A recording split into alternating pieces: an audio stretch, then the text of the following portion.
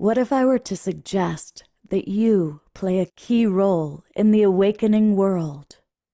And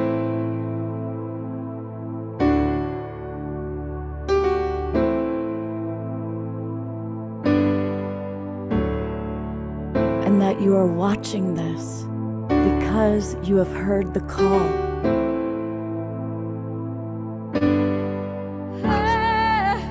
We can start right now by opening our hearts and minds.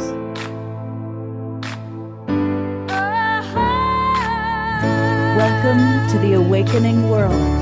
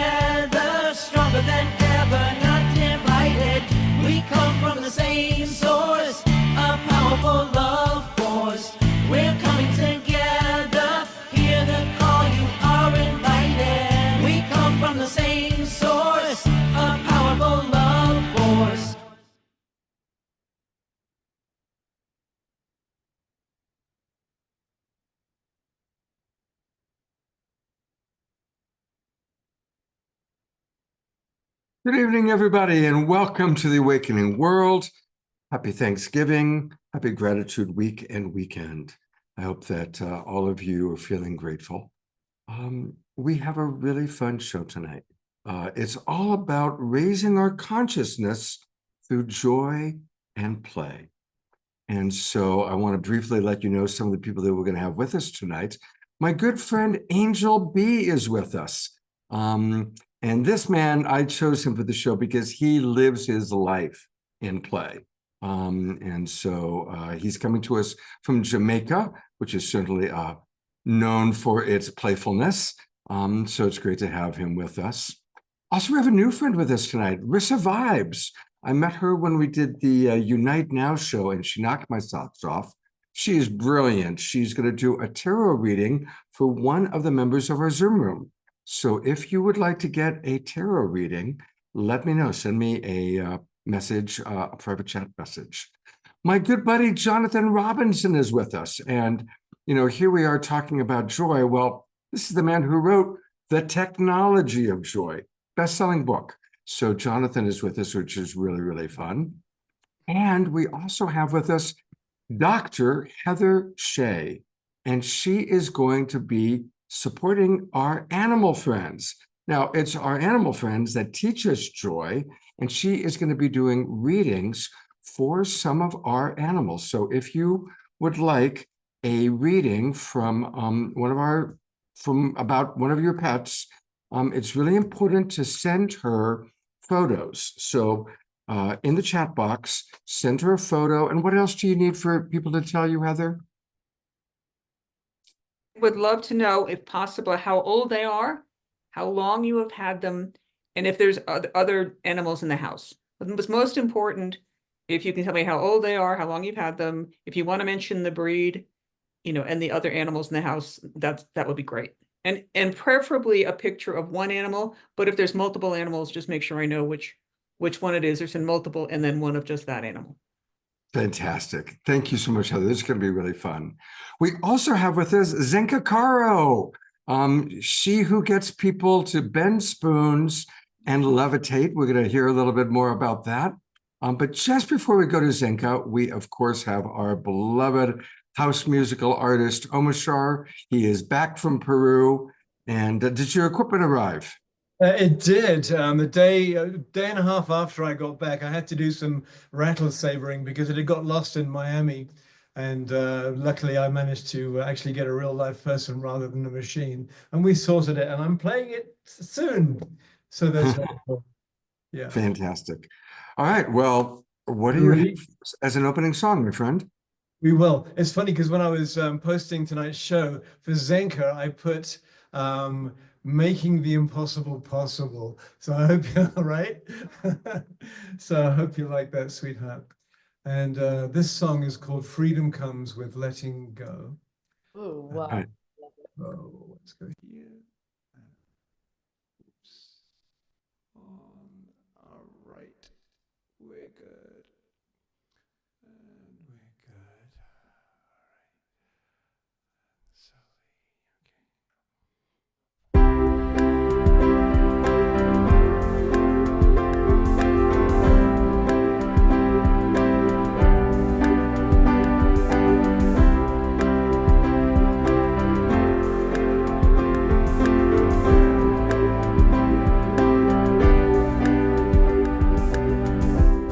The open roads of this brand new start.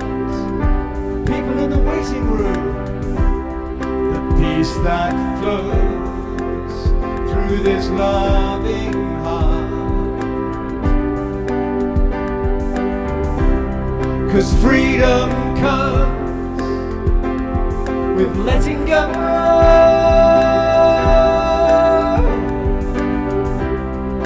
Life renewed, new seeds to sow. So take my hand, I'm with you now. Relax yourself, your furrowed brow. The past has gone, so say hello.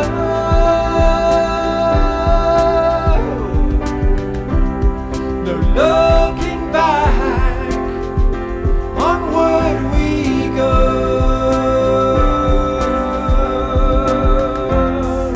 This is the life awaiting us.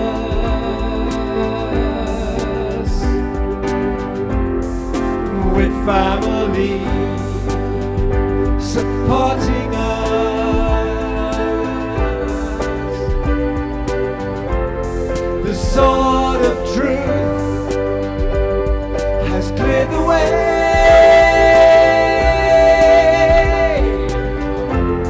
for us to rise our brand new day.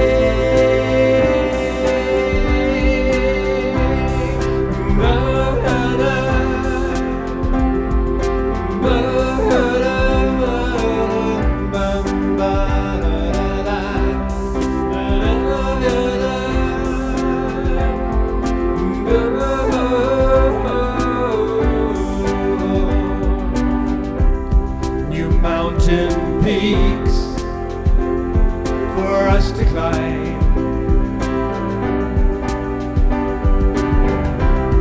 new roads to walk, no reason why.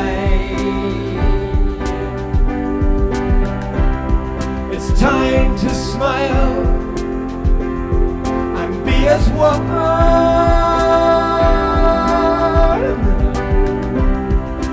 All of life, a golden sun.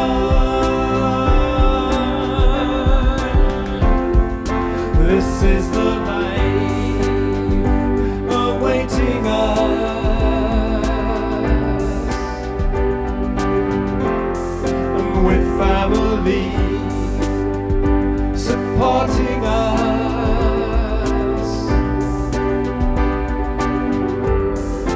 sword of truth has cleared the way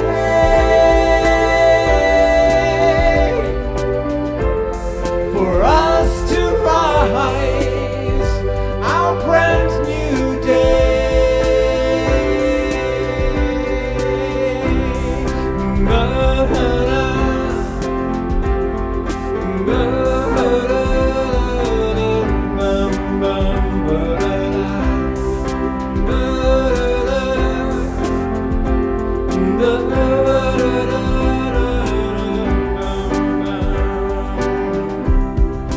Freedom comes with letting go.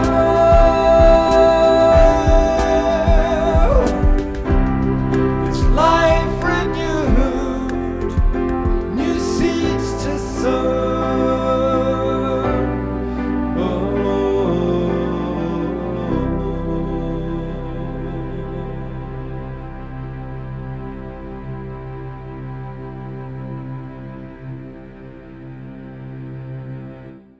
That's all Twinkle, our brother. Our friends were already twinkling. Everybody knows now about the twinkling. So we're going to go to gallery view, though, for a complete A full complete gallery twinkle. I view. feel so twinkled. Twinkle, twinkle, own the star. Twinkle, twinkle, Omashar. Thank you, beloved ones. It's so fun. I love you all. Thank you. We love you. Thank you so much. Great song to get the show started. Thank you so much. Well, every person we have on tonight is just a dynamic person who brings joy into everything they do. And that in itself is a lesson.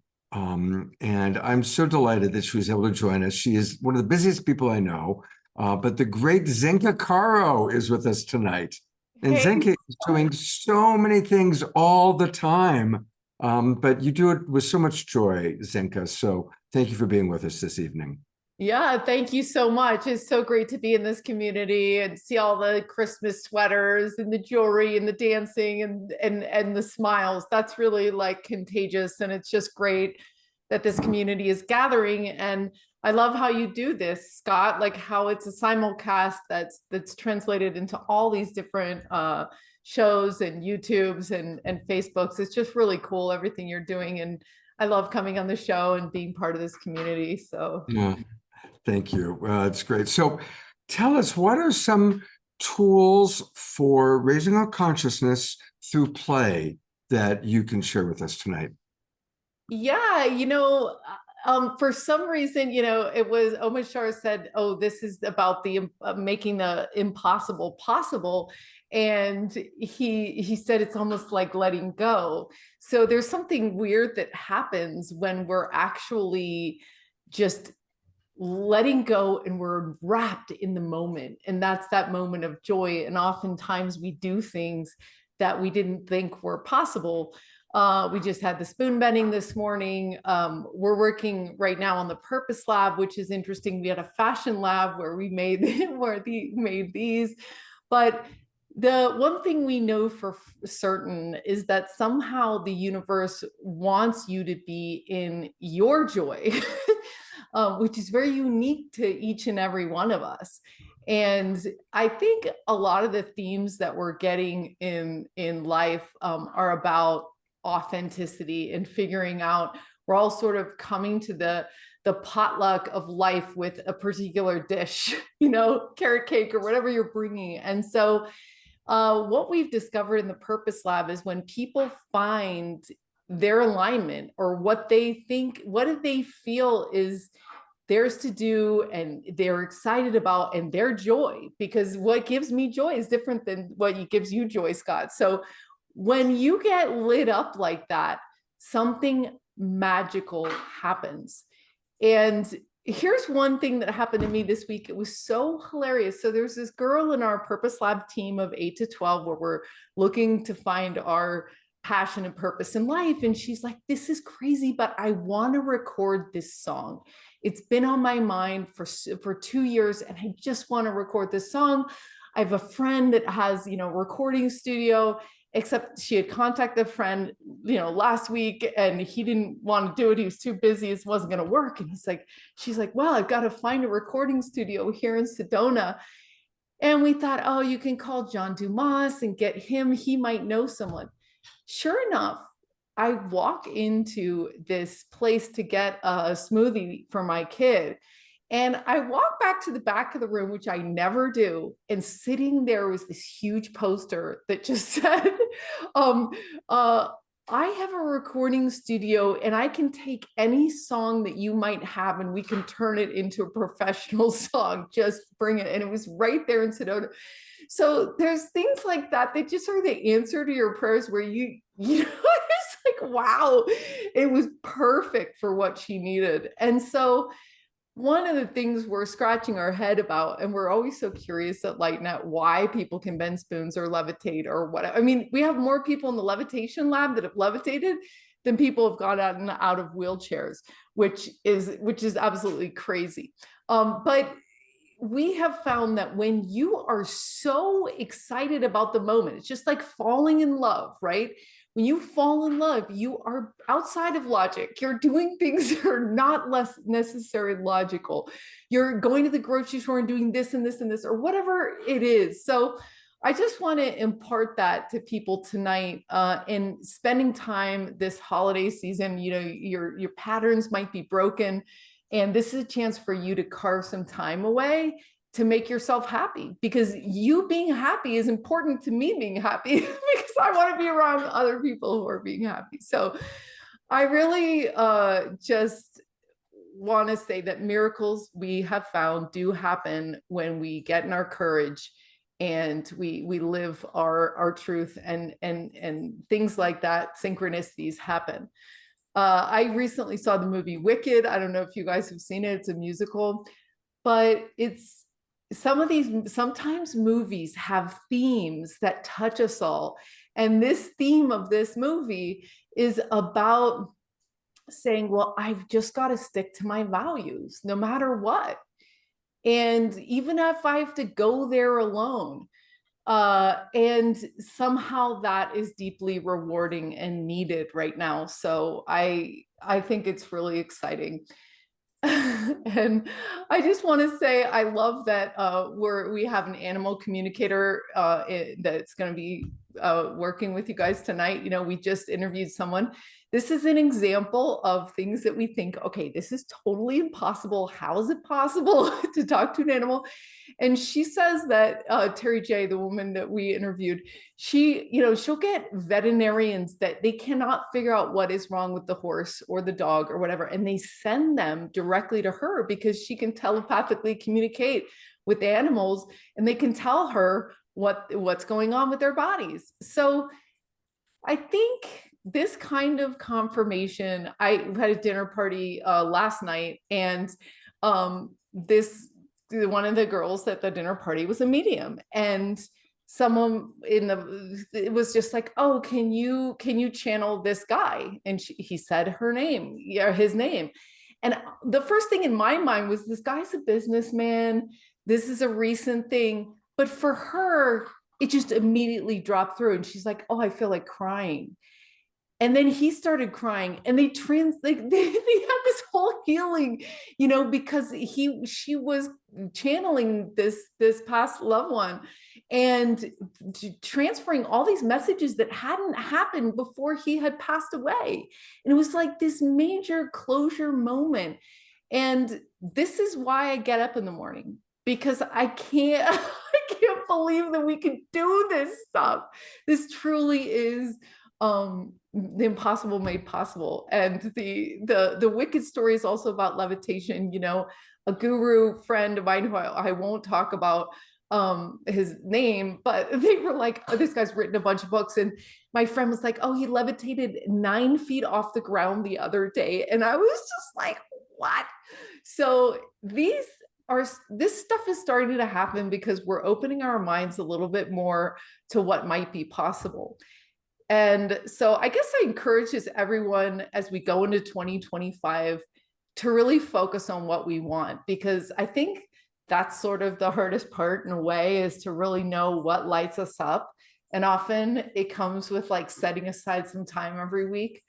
But once we know what we want, I'm here to tell you that you can have it. You can have whatever you want, no matter how outlandish it sounds, because there's a way that if you become that thing, then you will align to that, and you will be allowed to experience that. And it sounds crazy, but I've been collecting stories of people that this is, true for. So I just feel really grateful for having my mind opened as I interview people. And we encourage all you guys to join us in our quest in 2025 to interview people who talk to past loved ones, interview people who've levitated, gotten out of a wheelchair. These are the types of people that we want to ask them, how did you do this?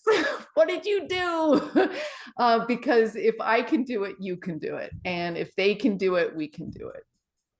Well, there's a lot of questions coming in about the levitation, of course. So in a moment, if you could share with people your experiences of watching people levitate or how they've done it. And I'm going to read just a couple comments coming in from our audience. Eleanor Joy writes, Zenka, your enthusiasm is contagious, right? That's why I wanted to start with Zenka tonight. Susan Bloomquist writes, Zenka gets to live in the land of miracles, and she opens this up to all. Connie writes, it's happening because our frequency is rising into new realities. Grace Denise writes, synchronicity. My day happened to begin with my coming across an article in Substack about the importance of play for adults just before tonight's show on play. And then the question from Carol, can we see some videos of the levitation? And if not videos, can you share with us about it? So I love all those comments. It's great to see you, Connie, and everyone. Yeah, play is what gets your mind out of rigidity, that makes you think that there's only one solution or one way to get there. So when we're in play, kids can bend spoons a lot easier than adults do because they're in play. I was rereading for the Purpose Lab this Tim Robbins book. Here, I actually have it there. Isn't that hilarious? He's like, looks like he's 20 years old. But, one of the things he says is write a list of the things that you will no longer tolerate in your life, and write a list of the things that you are aspiring to become. Mm-hmm. And he says we carry around a lot of BS. And he said BS stands for belief system. And we have all sorts of rules and belief systems that I can't write a book because it takes so long. I can't get the job because I'm not this. I can't cure myself because of this. And I can't, whatever. Those are just belief systems. And when you change your belief, you change your life. Mm-hmm. And so it's really exciting. And I think what we've learned in the Purpose Lab is courage is the biggest factor that we studied in 100 people who were living their purpose. Courage was number one. So I'm going to tell you, once you go out and do this thing that your soul is calling you to do that you've never done before, it might not be that easy. But it's not possible. And the hardest part is the first part, right? So in levitation, we have, this seemed absolutely ridiculous to me. Levitation, it just seemed like I had heard about these guys that might be living in monks that might be living off somewhere in Asia, and that they had levitated when no one's looking, or they had done it, so I kind of vaguely thought, okay, this might be possible. But when we opened up the lab to say, okay, let's interview 100 people and ask them how they did it, we started getting more and more people coming to us and saying yeah, I've done it, or I know someone who's done it. And this was interesting to me. So one of the things we know about it, I guess I can say this. Okay, so one of the first ones I'd heard about was Nassim Harriman told me he levitated. And I was like, what? He's like, yeah, I used to do it in my sleep. And my roommate would wake up and see me hovering off the ground by a foot. And this was when he was fasting. He went through a time where he wasn't even eating because he was in deep, meditation. And his roommate wanted to kick him out. And this is also, for other people that we've talked to, they said that their spouses couldn't handle it, and what have you. Other people we've interviewed have had this in quasi remembered dream states where they're lifted off their bed often, then they go sideways, and then they're tilted forward. And that kind of levitation is almost like sleep paralysis, where you're not really doing it, and you can't really move, but you can notice what's happening around you.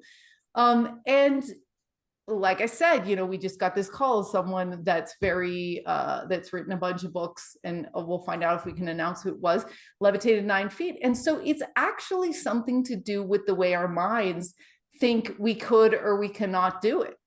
Again, it's like the 10-minute mile, impossible to run a 4-minute mile, right? And then all of a sudden someone did it, and then 2,000 people have done it. So I tend to think that levitation happens when there's beings in touch with you from the other side. Like that seems to be some of the pattern that we're seeing, is there was some sort of a connection with beings on the other side.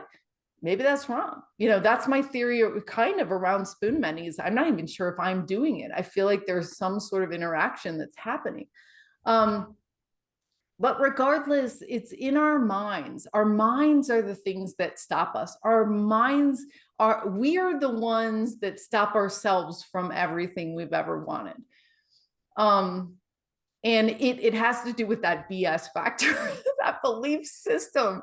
So I think the more people start to do this, and it's in the lore now. So in Star Trek, they were levitating, and now, there's Wicked is all about her levitating. It comes, she's at the end in her dramatic, pivotal character moment, and she's like, I'm doing this. She's taking that leap of faith and going forward. So I think that we're going to see this in the next couple of years, more and more people that are able to do this. And just like, Uri Geller, who teleported, he doesn't know how he did it. He doesn't know it's repeatable. It's very rare that we meet a levitator that can just do it on demand. Like, okay, no problem. But they've done it, and they haven't, they're like, wow. So this is the kind of thing that we're going to start to see more of as we tap into the capability that we have as humans to reach our full potential. There's a wonderful question that is coming in, and it's, can you share more about courage being the first step? That's from Grace Denise. Yeah, so it's interesting because when we interview these 100 people, we asked them, how did you find your passion and purpose? Only 5% are doing it. How did you do it? And a lot of them said courage. Now, courage is it's that voice in your head that goes, I don't think I could be a professional singer because it's hard. Or I don't know if I could be a famous actor. I don't know if I could be an artist because I'm not sure. So there's all these doubts that stack up, and a lot of people want to do something, but they're not even sure where to start. And it seems completely overwhelming, like writing a book. It's like, well, you just have to start with the first page. And so one of the things we teach in the Purpose Lab is to write down 10 of the things that you're scared of. And this could be, I don't want to talk to my mom about this. I don't want to mention this. I don't want to do this. I don't want to try to apply for this. I don't want to, whatever it is. So you write those 10 things down, and then you order them in order of difficulty. So the things that come, that are less scary, the least scary thing is the thing you're going to start with. And you're going to apply your courage to that, and you're going to write what happens. So it's a muscle that you have to actually start to use as muscle. And so you try it on the small stuff. And what we all realize is the sky doesn't fall. We realize the things we're scared of are this huge thing that we built up in my mind, your mind, of your imagination, of all the things that could go wrong, instead of all the things that could go right. And when you're in the motion, the energy is already moving you toward that. For some reason, the universe always seems to rise to meet you if you're committed. And there's often a way to do something somehow. And we often talk about not waiting for money when we do the Dream Machine projects. Just go forward without any money and see how far you can get, and the money arise. So it's really talking ourselves. And, Tim Robbins, in his book, he says, take a diet, a mental diet. And what he recommends is anytime you self-sabotage yourself for more than, I believe it's 10 minutes. Like, you think of a negative thought, like, I really want to write this song, but I can't find a recording studio that I could afford, and this and that, or whatever it is, right? And then, so that's a negative thought, because you're thinking, I'm not going to afford it. You can't find it. They're not going to want to work with me, blah, blah, blah, blah, blah, blah, blah. Then, so you would have failed if you thought about that for more than 10 minutes. Otherwise, you're like, oh, that's coming up for me, that I'm not going to afford it, that it's going to be hard to find, whatever. You just embrace it and say, oh, poor Zenka, she has these thoughts that it's not going to be possible. I'm going to put that to the side, and then you go on. Now, if you spend more than 10 minutes dwelling on negativity of any kind, you have to start the day over. And you're trying to get through 10 consecutive days of thinking positively about the possibilities of your life, and watch how that will change your life. Beautiful. Absolutely beautiful. Well, Zenka, people are asking, are there videos of people levitating? So, we've seen a lot of people haven't felt comfortable. Well, for number one, I told you, a lot of people are not sure how to redo it. Right. And then there's also this latent paranoia, like, oh, someone's going to hurt me if I show that I can do this, which is not true. So there's a levitator that we know in Russia that teaches levitation, that posts images of him levitating. And I don't have that list right now, but so as far as we don't have images of that yet, but it's something that we want to do. And I think it's just a matter of us, I'm trying to think of other examples where you guys in your life, it was as extreme, like no human can go to outer space, or I don't know what it was, what we could think of that seems absolutely impossible. And yet, a man on the moon. I mean, believe me, for a long time, a man on the moon. I mean, things we take for granted, the fact that we can pick up radio waves, the fact that I can, I mean, there's so many things we take for granted that are like, well, how does that really happen, right? How is it that this device can pick up thousands of different broadcasts? It is amazing. And one thing I know is that you're very involved in disclosure. Of course, we've done a lot of shows on disclosure. And I do think that there is, what's the word I'm looking for? There is a commonality that as we are accepting that UFOs are with us and have been with us, we're also accepting miracles like this. And we're accepting more and more magic. Now, again, there may be a scientific part to all of it. And from another point of view, it's magical because it's different than what we grew up or knew. But as our consciousness is expanding, then all these different things are possible. Yes, we can talk to our deceased loved ones. Yes, there are UFOs. Yes, we can connect to our angels. Yes, we can, and now we're going to start moving more into teleportation and levitation. And I want to levitate. I always have wanted to levitate. So if I can levitate, you can make a video of me, and I'm happy to share it with the world.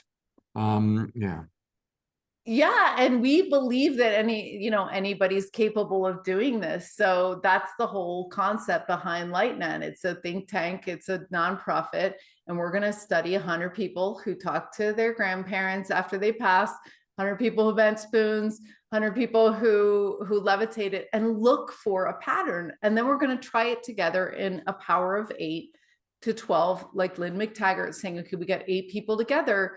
We cannot fail. We've got this support network. So that's another thing that can be really helpful when we're up against fighting the sea or whatever, whatever disease we're having, it's like when you have your team of people who are like, I got you, you are going to levitate, you are going to walk again. And that's equally as bizarre as levitating is a guy getting out of a wheelchair, because we know there's no cure for paralysis, and yet people do it. So that's kind of where we're pointing to. We're saying, what is consciousness? And if it is a choice, if we do have a choice, then let's join together and make good choices about what we want to see in the world. And so yeah, it really just starts with curiosity and opening our minds to what is newly possible. You know, I mean, even the little things, you know, I remember giving talks like as a futurist 4 years ago about having I'm like, yeah, you're going to have outfits that are going to like match the temperature of yourself. So you can be in a room where someone else likes it colder than you, but it's like all your clothes are giving you exactly the temperature you need. And someone just bought me, Adam just bought me a coat that is temperature regulated for me. And it was only $100, you know, like Right. like what? Like it's ridiculous. So the future is here. And yet the most powerful technology on the planet is your heart. It is hands down your heart. So this kind of puts everything back in our court. If we can support each other as a community, like we're doing tonight, if we can carve out, just like the Wicked girl, you know, the heroine in Wicked had to do it literally alone. She like parts with her best friend just to like, oh, I got to go this alone. But conviction and going out alone builds this bigger community. And eventually we will be healing ourselves through energy work. We will be levitating and all the things that we believe that we choose to do. Wow. You're right. I'm going to tell a quick story, and then we're going to go to LightNet and learn how people can do more work with you. Awesome. I perform wedding ceremonies, and quite a while ago, one of the wedding ceremonies I performed was they decided they wanted to do it in their home.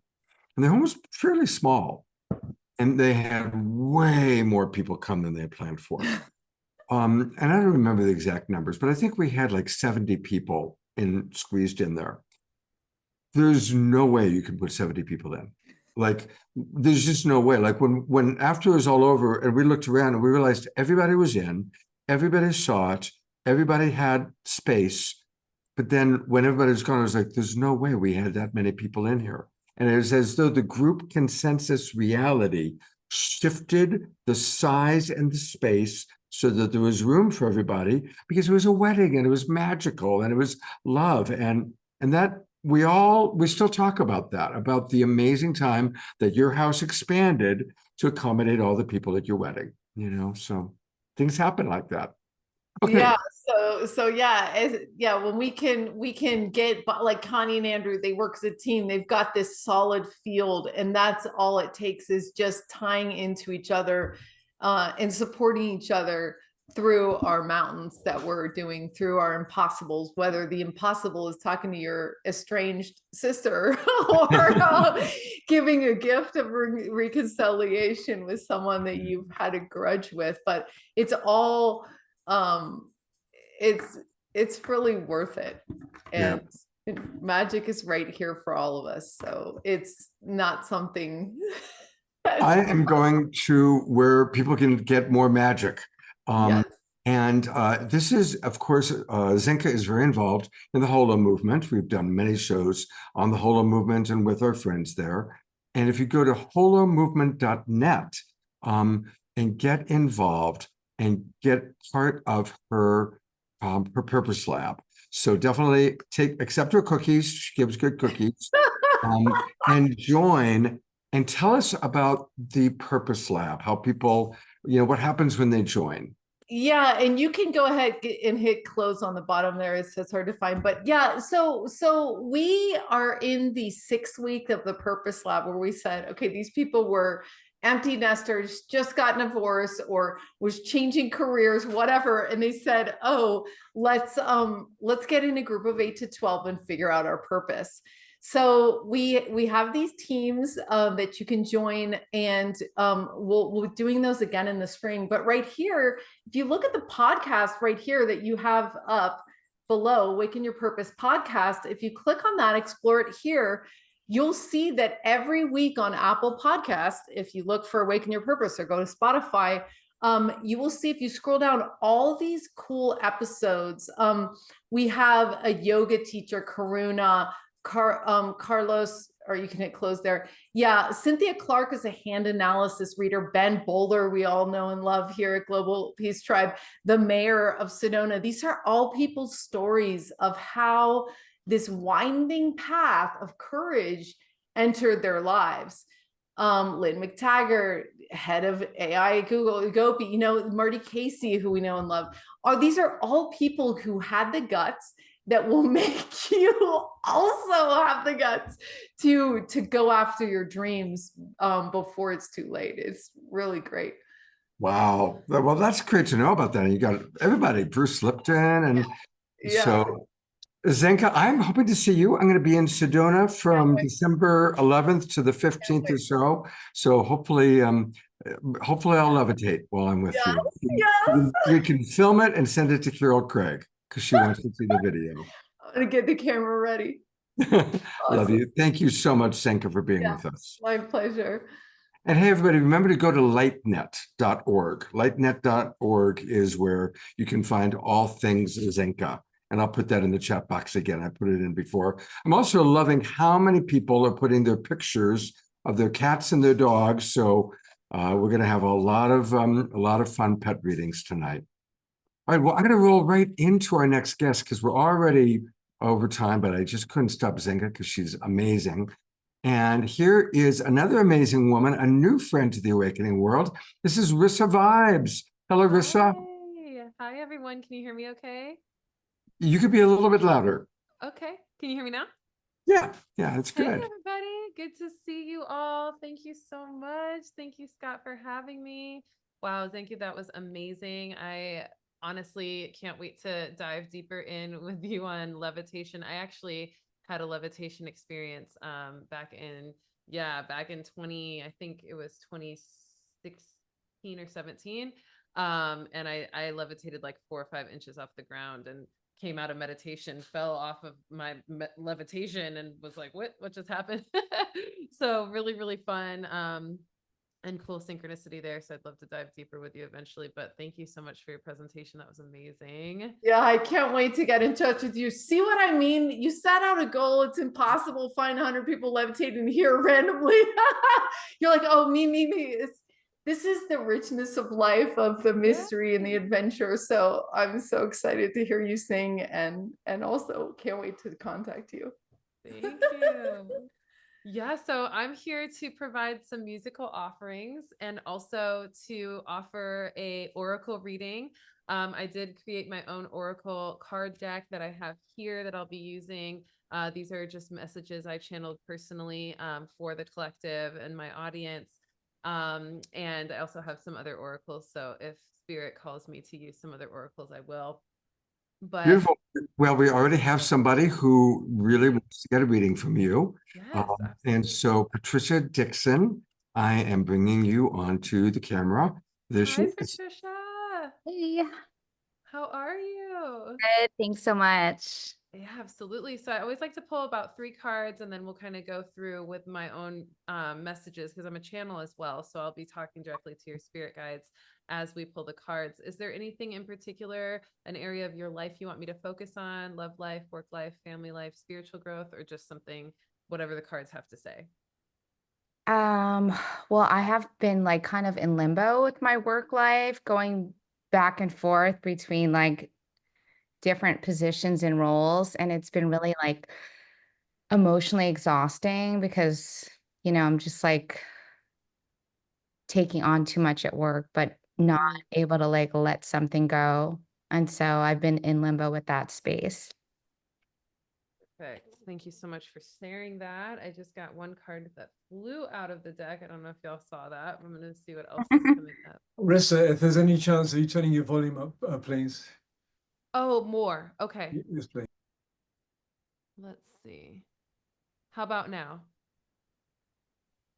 Or now? How about now? You could even go louder if you wanted. Is it going up as I'm talking? No. Oh, so funny. Okay. Just speak louder. Let's see. Let's try.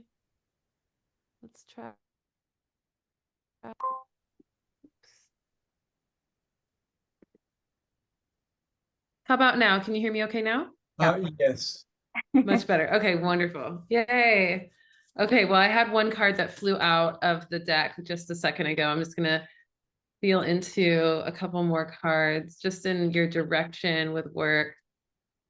You're feeling a little bit in limbo. What are you meant to, here we go, focus on? And then I'm going to put one more card with the heart deck, the energy of your heart and your heart's direction. Where does it really want to be?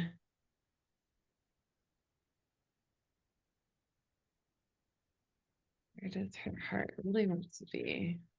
What does it really want to focus on? There it is. Beautiful. Okay, let's see what we got. First card, Patricia, is the holistic healing card. So whatever has been kind of feeling dull or lackluster in your work life, particularly, maybe you've been feeling more fatigued, maybe you've been feeling even digestive issues when you go into work, like a stress or dysregulated nervous system. I'm getting kind of this stress energy and fatigue that it's paired, and that you may be getting some physiological signs of that as well. And your guides are saying holistic healing is really important. Finding a naturopathic way to reinvigorate some of your energy, whether it's really focusing on maybe a detox, could be some liver detox, kidney detox, overall body detox. And also I'm hearing getting more of a focus on rest and even supplements and vitamins, things you might be depleted of that could be also affecting your stress levels at work. And also it just feels like overall you haven't been focused on your health because of this work stuff. And so by getting really clear on what is your body reflecting to you, what is your body saying to you through different ailments, different physiological signs, and then finding the holistic healing methods that are really calling to you intuitively to help satisfy some of those issues. And it says immune boost with naturopathic and spiritual wellness. Right now, your body may be needing healing and well-being through natural remedies and energetic assessment. It is a great time to check in with a holistic healer for anything that has felt a little off lately. Have you been feeling off? Has there been something kind of showing up for you? Honestly, I actually have been detoxing from alcohol. I Yeah. haven't drank any alcohol in 15 days. Good for you. Congratulations. So I'm like, for those same reasons that you've talked about, like this stomach issues, like I'll have like Yeah. just real stomach issues and stuff like that. And so hearing that, like affirming, like I'm doing like a smoothie every morning with ashwagandha and just like chia seeds and all my omegas. Good.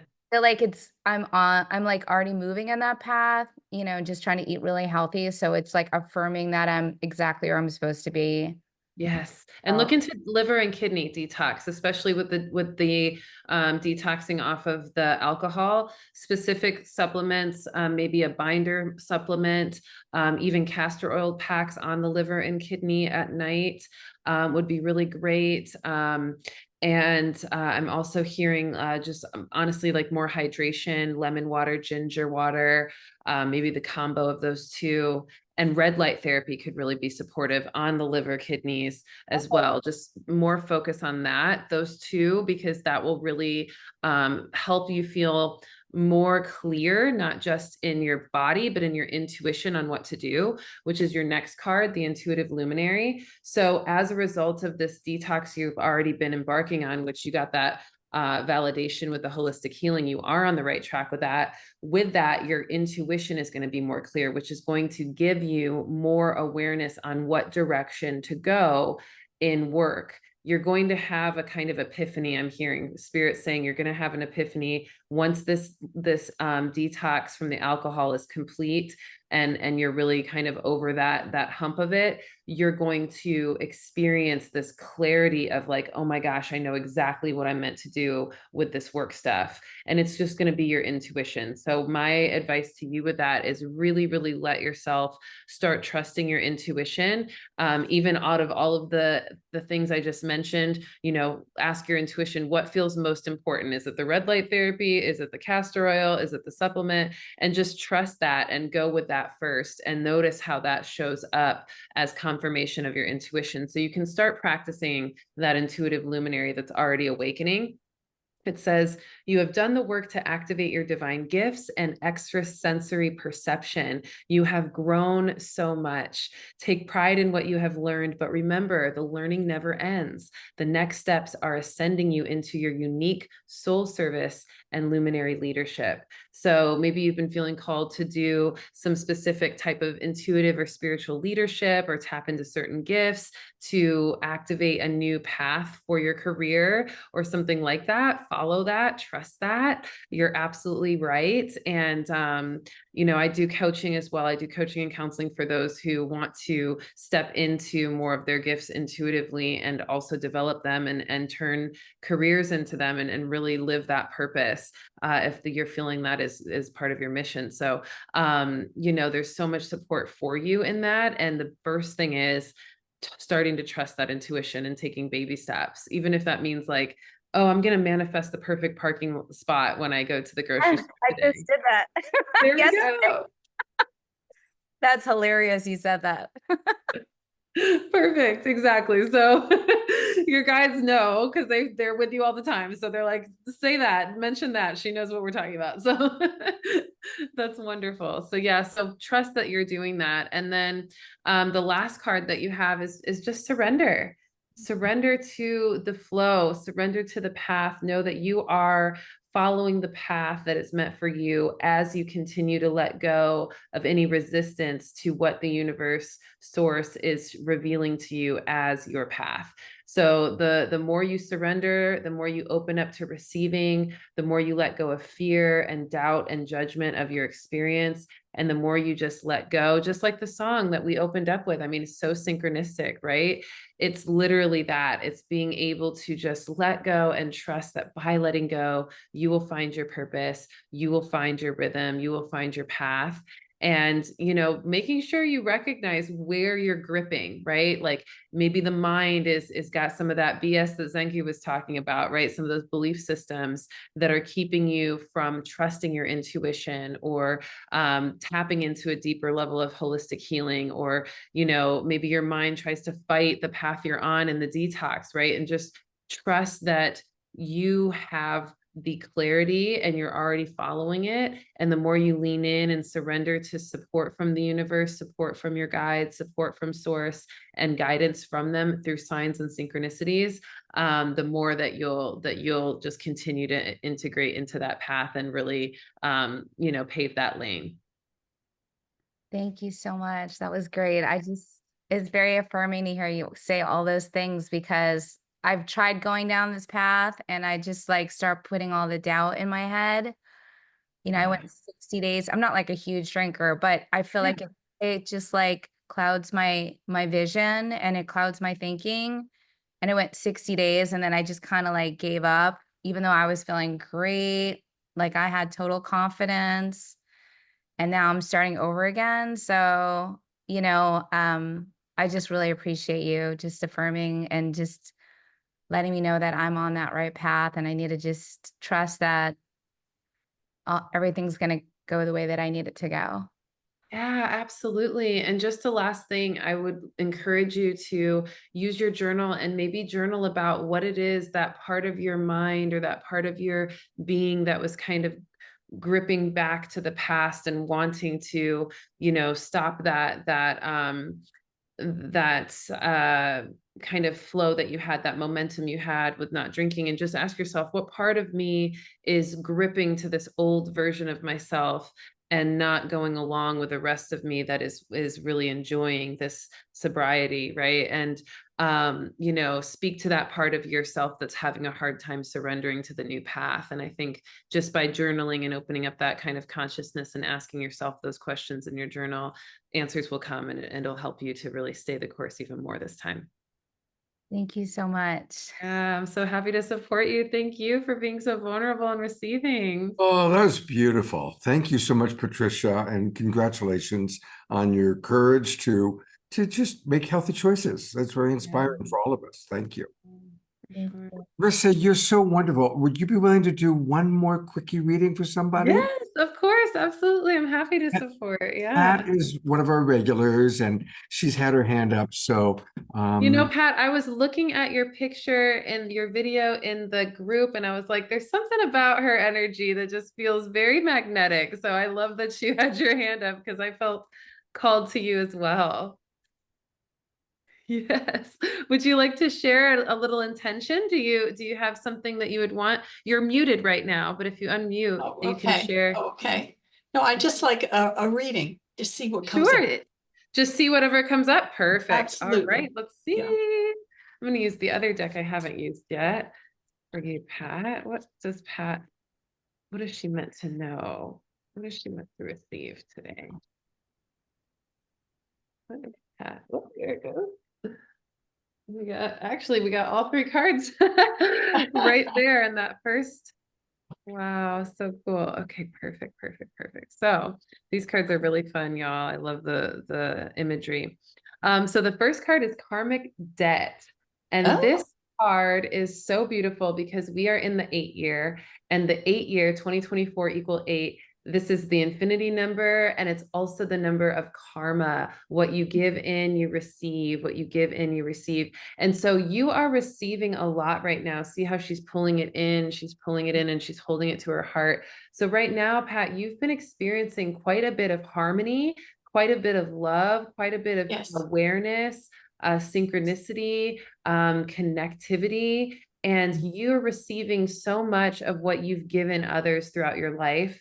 And it's all coming back to you in a really beautiful way, in a really abundant way. And there's this energy I'm feeling with like your infinite experience, your infinite consciousness, your soul, and your continuance of life beyond this life, that there's this almost like this full circle, like you've done what you're meant to do, and your soul is going to benefit so much from it, not just in this life, but beyond. And that you're getting a lot of that right now, confirmation, and a lot of what your legacy is. Maybe you've got some grandkiddos or something that's really been showing you that you've impacted your lineage, and you've impacted others far beyond what you could fathom. And it's really, really beautiful. And a lot of creative energy too, that might be coming through as a result, or that you're seeing as a result of what you've made. Wonderful. Wonderful. Thank you. Yeah. Next card is plant seeds. So with all this beautiful momentum and all this energy of synchronicity and harmony, you get to kind of plant a new seed. You get to kind of step into a new rebirthing, a new life. 1 + 9 That's what I'm feeling. I'm feeling that that's what I'm doing. So I'm shifting, releasing energies that are, it's a process. Each day is a new day. Yes, absolutely. So plant the seeds of the life that you want to experience now that you're releasing, because you're letting go of things so that you can create space for new things to be seeded and sprouted and grow. And so the more that you kind of set those intentions for what it is you want to grow from this new space you're creating, the more you'll see that show up. And the last thing is the Forest Tears, this is like a beautiful card, because this is saying, you can let yourself be moved by emotion of the significance and the beauty of all of this, whether it's tears of joy or even tears of grieving the old stuff that you're letting go, being okay with the emotions that are coming up, because the emotions are also a cleansing. The emotions are also a opening up of the heart. The emotions are also this tenderizing of the heart center, to where you're able to even use the heart as more of a magnet that it is. And so let yourself be really immersed and accepting of whatever emotions come up, because they may be emotions that were linked to some of the things you're letting go that need to also be released so that that letting go is complete. And then they may be also some emotions that come in of just the excitement and the enthusiasm and the gratitude of what's to come. And all of that is energy in motion that you can use for continued creativity in this new path Well, you're on. thank you so much. Thank you. Yeah, Very I'm so grateful. happy to support Very you. grateful. You're such a beautiful soul. Thank you so much. Each Absolutely. day is a new journey for me. Yeah. Yes. And yes. and you know, I feel this wonderful love coming in. I tried to stay heart-centered and breathe into my heart and send love to humanity, love and peace every day. And I have a gong, you know, tuning fork thing. We I feel send it. prayers to the earth every day. Good. Yes. Mhm. Ah, beautiful. Planting those seeds of love and connectivity and Love to continued all. We expansion. are all beautiful beings of divine love, Yeah. created in our own creative way. We all Absolutely. each have journeys which are perfect for us. And to allow and accept each one we see as a loving being of divine love. Absolutely. Thank you, Pat. You're amazing. Thank you for that beautiful message. Thank you very much. God bless you. God bless Well, you. not only, I meant to remove you and I removed me. Guess what? Not only is Rissa an amazing tarot reader and psychic and beautiful soul, but she also is an incredible musical artist. And so Rissa is going to bless us with a musical experience. Yes. Okay. Can you hear me okay right now? Is it echoing at It'd all? be perfect. Yep. Okay, perfect. I'm gonna go ahead and start the music. If it echoes, just let me know, but I think If you see me doing this, that means echo is a problem. Can you hear me now? Okay, cool. Perfect. All right, let's go. This song is called Healers Unite. This is a call to all the healers, all the light beings in the world coming together and healing the world. And I'm going to put my headphones on for this so I can hear the music. And it's more of a chant, but this song goes into the next song that I'll perform after. That's kind of this, I have this vision of it being like a spiritual Avengers movie where all the light workers are like fighting the ones that are not wanting the light to shine, and then they all rally and come together with the last song. So this is the kind of pair, the song pair that I chose for today. Okay. Oh, let me share the sound, y'all. Second. Original sound on. Yeah. All right. Can you hear it? And can you hear me? Yes. Awesome. We are the healers. Healers unite.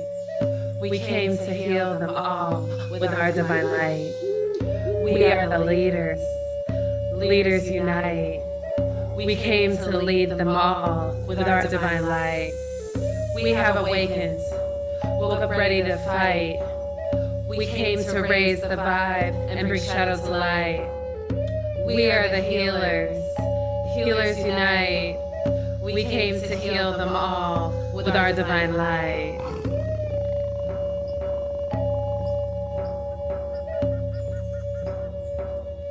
We are healers.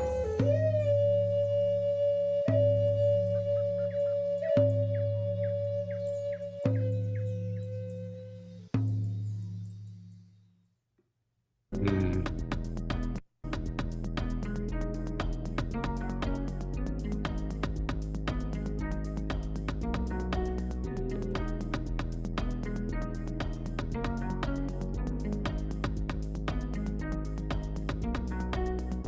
Warriors so lifted, warriors of light, warriors so gifted, warriors unite.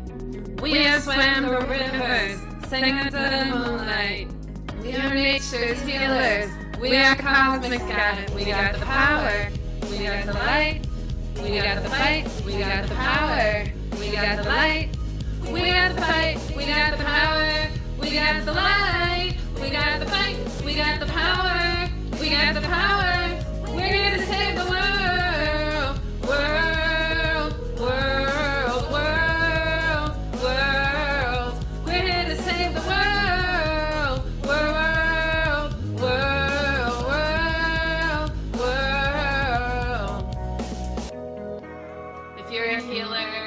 Put your hands under the twinkle, yes.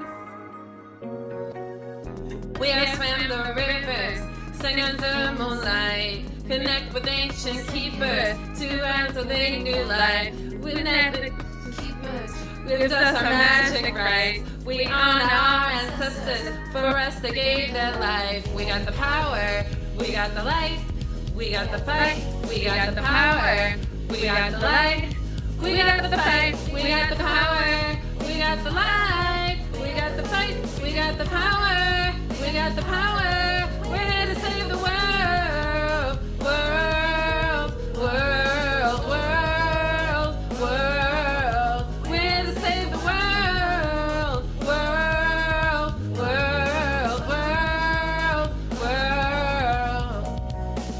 We are the healers, we are the healers, we are the healers, we are the healers, we are the healers, you are a healer, we are the healers, we are the healers, we are the healers, we are the healers, we are the healers, you are a healer,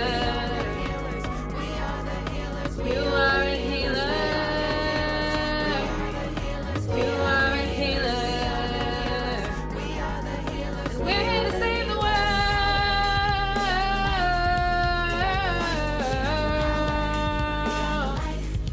We're here to save the world.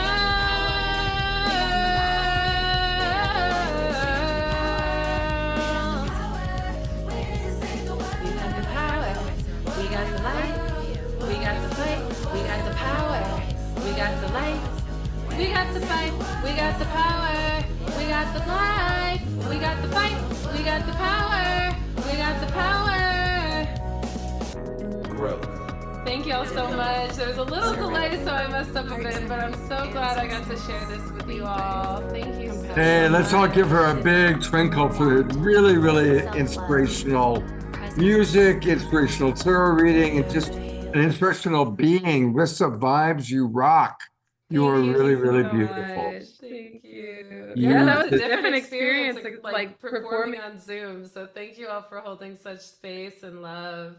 And yeah, I got a big show coming up in New York next month, 12/21, for the winter solstice celebration with all of my affirmation Avengers music tribes. So that's going to be really epic in Brooklyn and New York. So if you all want to join virtually or in person, I did send the link over, Scott. That Yeah, I'm going to go to the link you sent initially. The new one wasn't working, but that's okay. but I'm here at rissavibes.com, and this is where we can pick our potion. So to get more things, go to RISSA vibes.com, rissavibes.com, pick your potion, and is where you can sign up to, I'm going to accept your cookies.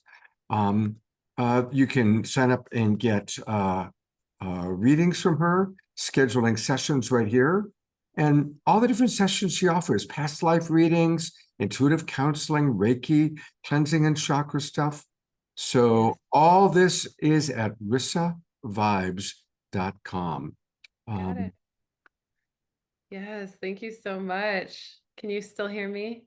We sure can. We hear Okay, you. perfect. Yeah, thank you all so much. Yeah, please feel free to also follow me on Instagram at Rissa Vibes Official for more information and direct contact with me. And I'm just so grateful that I got to be on here, and I'm so excited for the rest of the show. So thank you so much, Scott. Yeah, stick around for the rest of the show, and we'll definitely have you back. I hope you'll come back again soon.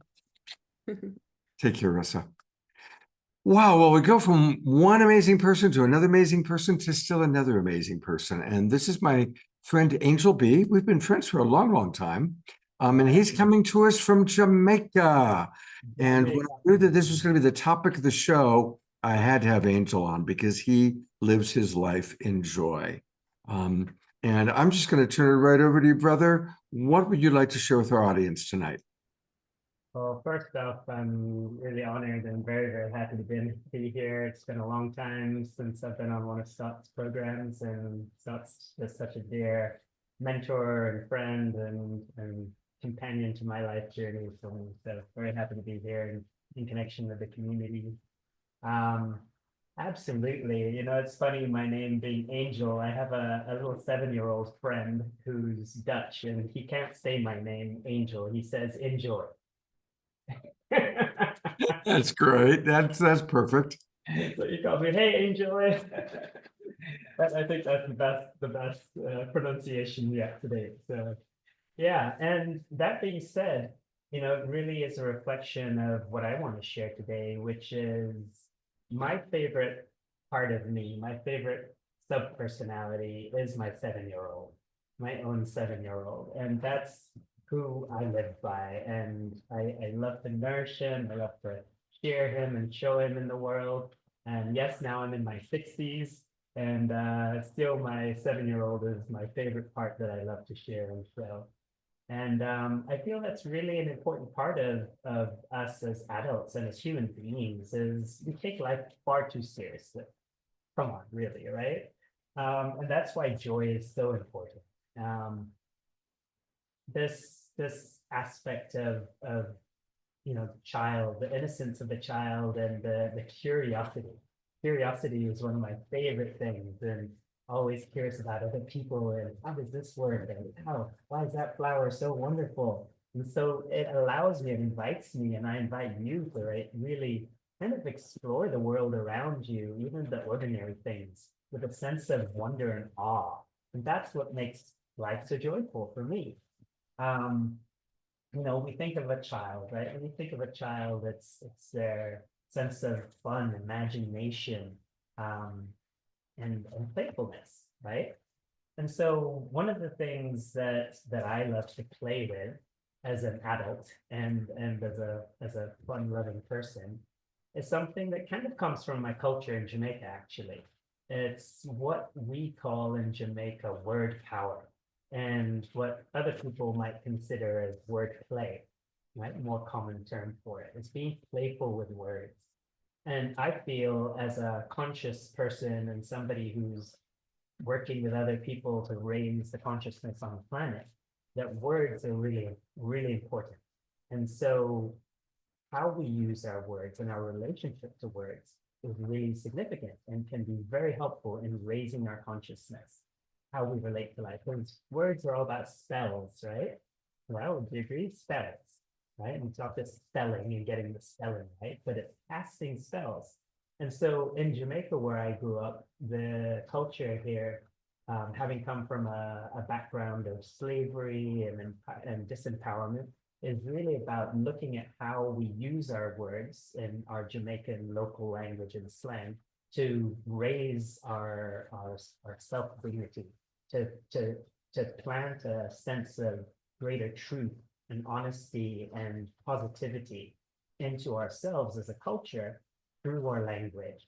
And so for example, one of the things in Jamaica you might hear somebody say is we don't dedicate our life to something, because death kind of has a heavy, dense energy to it. And so instead we say, no, I'm going to livicate myself to it. Right? So rather than death, we live. So what are you willing to live for?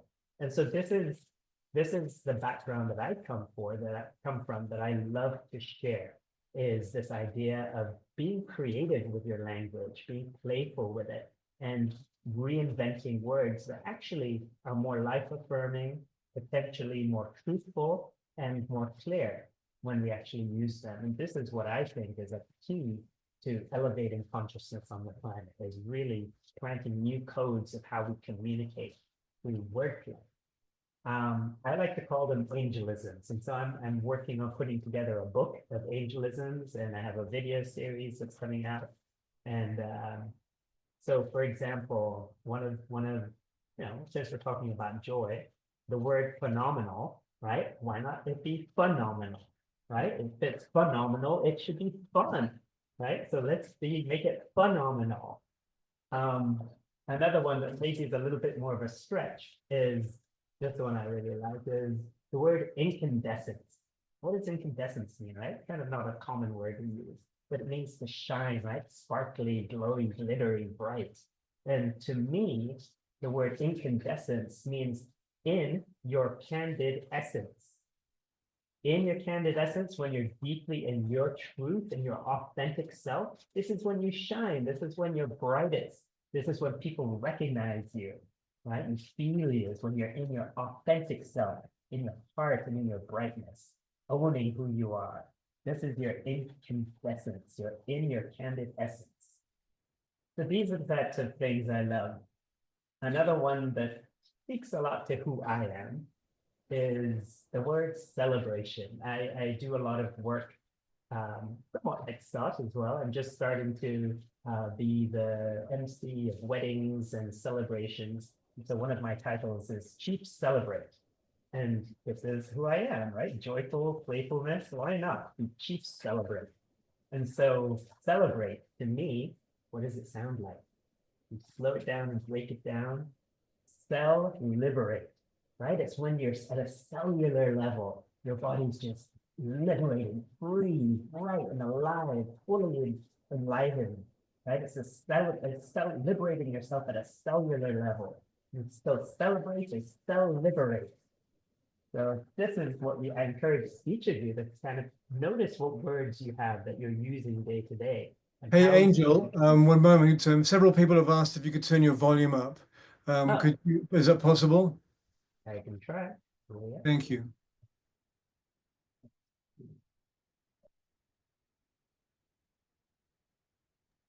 You know, I found that the volume was fine on my end, so it may, I don't know if other people, Is that better? I can hear it louder on my side. I don't know if you're hearing it louder on your side. sounds the same to me, but Charlotte says it's finding it low still. You know, it's funny, I'm wondering if it's one of those things where on some systems that are stereo, we're hearing you loud, and on other systems, it's lighter. Because your volume was fine for me. Okay, well, I'm not sure. And while you're working on it, Pam writes, these new words are fantastic. Fantastic, absolutely. Thank you, Pam. Yeah, please share yours in the chat if there's some fun ones coming to mind.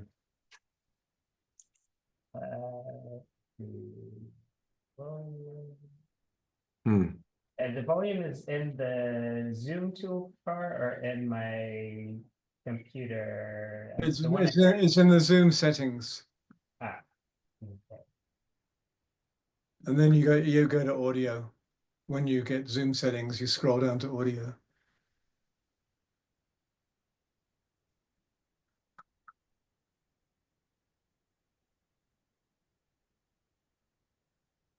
While he's doing that, I will read a few other comments that have come in. Ayada shared a great story about, everyday miracles and parking karma. She writes, intending to find a good parking spot, I heard someone talk about requesting perfect parking karma. So I decided to try it out, and it works. Since then, whenever I'm heading to a destination, if I hold the intention for perfect parking karma very clearly, 99% of the time, I get a great parking spot. It works way better if I speak and think that intention on my way there rather than upon arrival. It gives the universe a few moments to orchestrate things. Now, see, I love that because we are living in a dream world. I believe it's a dream world. And so she's creating in her dream, better parking spots. Angel, did you get the volume going? Yeah, I think we should be better now. How does that sound? Does that sound improved? It's a little better. Just talk loud, brother. It's all good. Okay. Well, I put it in settings and moved it all the way up, so it should see as best as it can. But yes, I was giving some examples of wordplay as a thing to play with, right? And to enjoy and to help elevate our consciousness through positive, more life-affirming words and choices. Another aspect that is important to me, as well as embracing my inner child and encouraging you to do so, to play with things, is embracing the elder within. And for me, an elder is not a question of age. It's a question of capacity to be present and to listen and to be curious as well. And so one of the things as an elder that I've found in my journey is, it's about being wise. And so one of the greatest wisdoms that I've found is through my own spiritual practice, which is connected with the Hindu Shaivic connections, and Shaivic meaning Shiva. And one of the greatest names of Shiva in this tradition is Sat Chitananda. Maybe if you're in the yoga world, you might have heard this term before. But Sat Chitananda means truth, being, truth, bliss. True being is bliss, right? And so this is the idea, that highest essence of our human experience as spirit having human experience is to be in joy, to be happy. And how do we do this, right?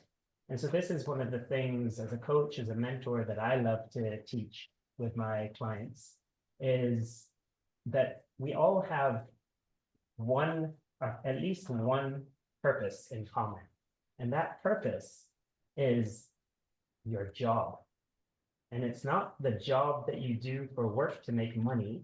It's your job, your J-O-B, which is the joy of being you. Your job is your joy of being you. And so this is really how being yourself and finding a joyful way to exist as who you are, as your authentic self, can really be a way to elevate your consciousness, to awaken to who you are, to awaken the collective. Because I think it's something that we all as human beings want, is to be free to be ourselves. As human beings, I love the idea of freedom. To me, it's one of the most valuable values the most priority values that I have. And so, and I think that's probably true for a lot of people. And so, but what do we want to be free for? I think the number one thing we want to be free is to be ourselves, to be accepted for who we are, to be accepted as we are. And so this is a sacred journey of Sat Chitananda. True being is bliss. And this is one of the greatest teachings from the yogic traditions. And it crosses into the spiritual tradition as well, right? To be in joy is to be at peace with ourselves. And so, and to be at peace with each other, that I get to be free to be me. I'd love you to be free to be you as well. And so this really is a big part of our path, my path, for raising consciousness, and to do that and share that with others. One of the pieces of that, you know, something that I often hear in these conscious communities is, well, you know, live your life, really be free, live your life. And in a way, I see that as not necessarily the right message. Because for a lot of us in the world, we have a mentality to our conditioning, to our experience, that life is hard, life is suffering. And so living our life can often be like, oh, okay, it's suffering, it's hard, right? So why not my story, my invitation, my affirmation, don't live your life, live your light, live your light. That's your inner radiance, your joyfulness, your expression, your aliveness, right? This is really what we should be aiming for.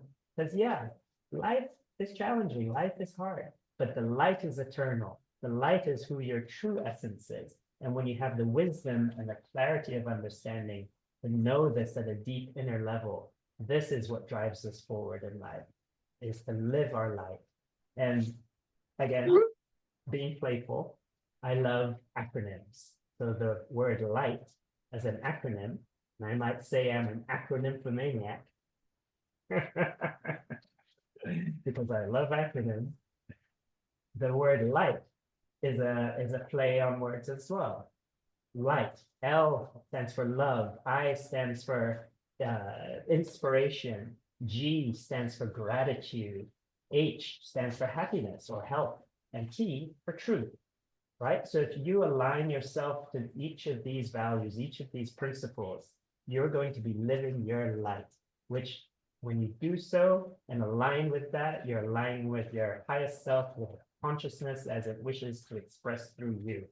And this is going to be a joyful journey. I know that it is for me, and these are some of the ways that I get to be who I am. And you get to be Angel, who you are.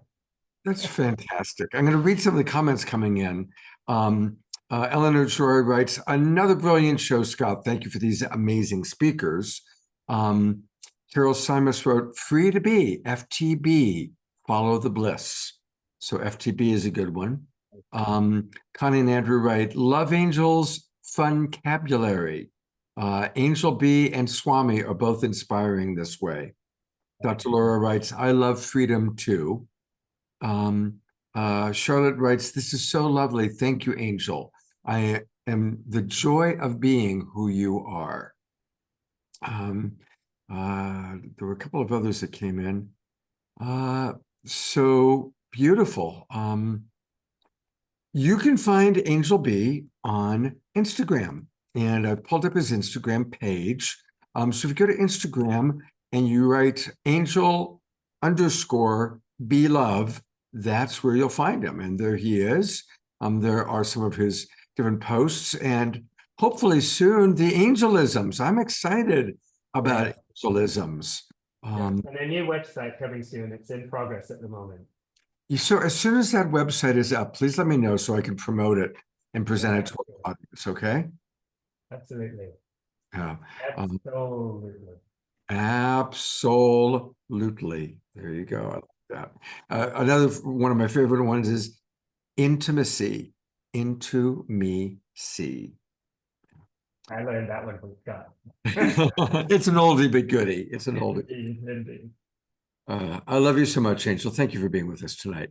Thank you for having me, Scott. Such a pleasure. Thank you, everyone.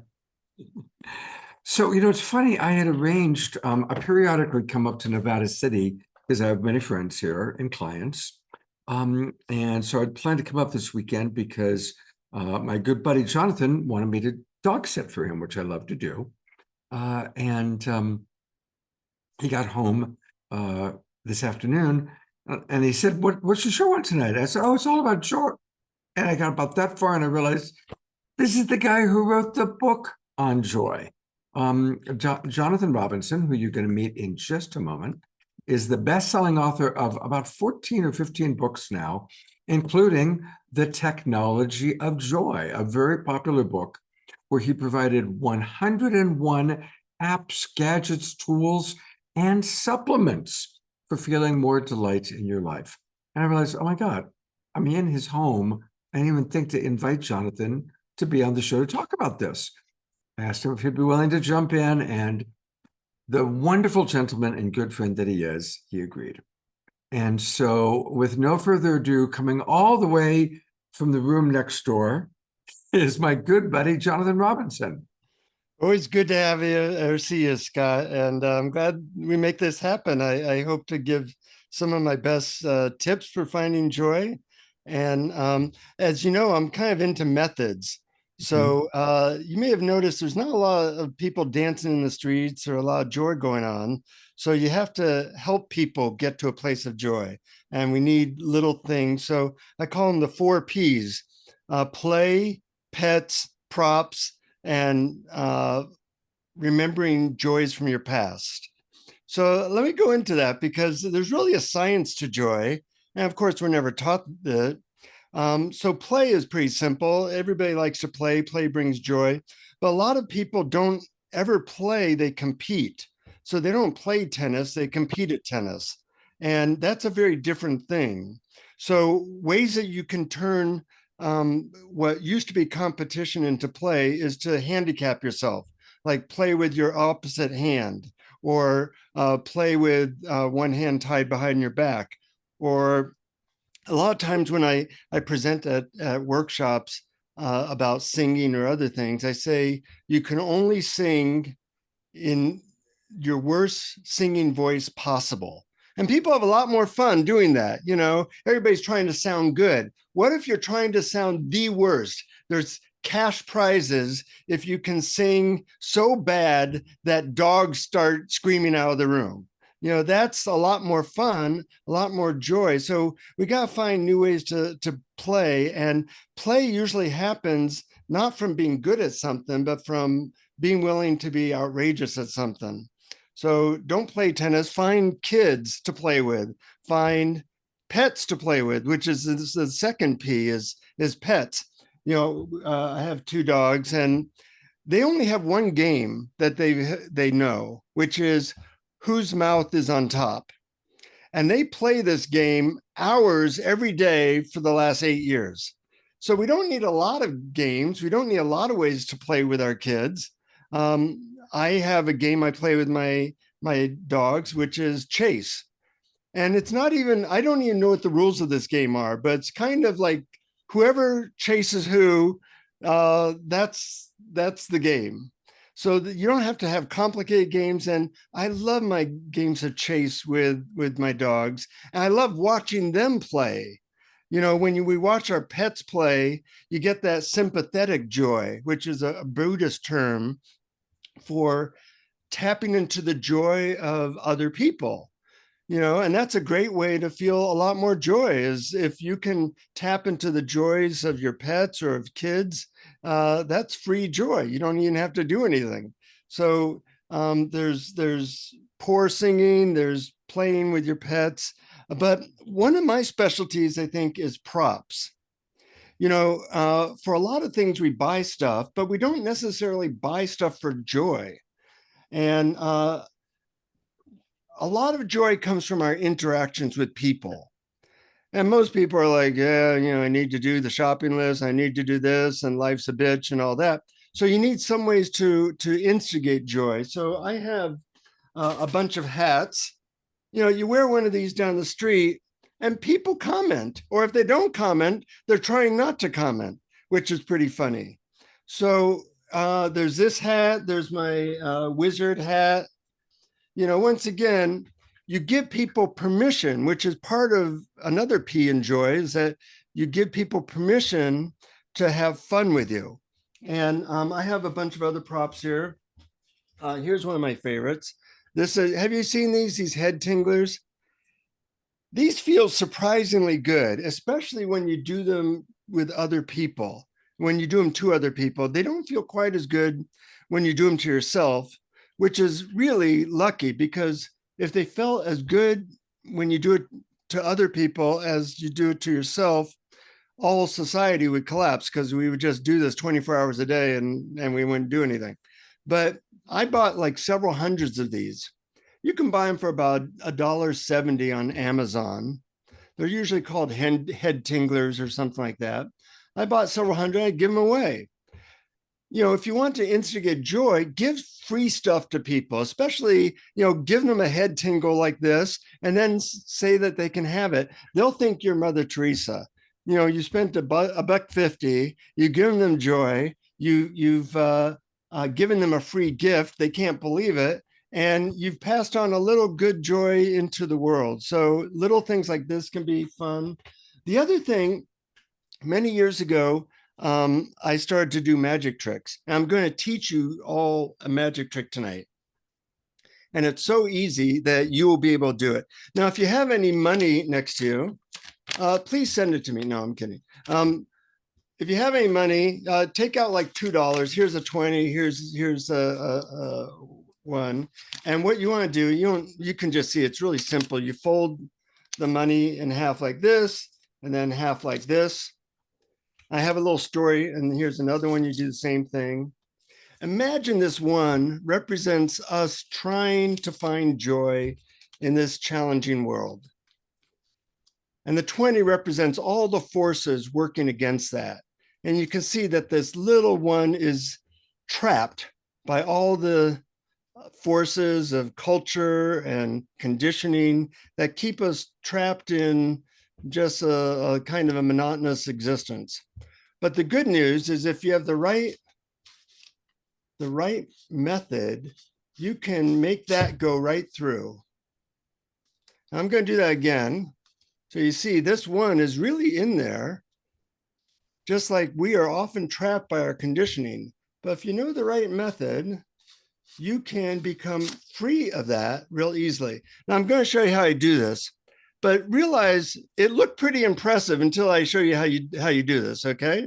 So you really do fold the bills in like this, and they really are in there. And then you go 1, 2, I'll do this in slow motion, 3. That's all that happened there. looks a lot less impressive in slow motion, but you know, sharing a story like that or sharing magic can be so much fun. I'll tell you a couple quick stories, and then finish up.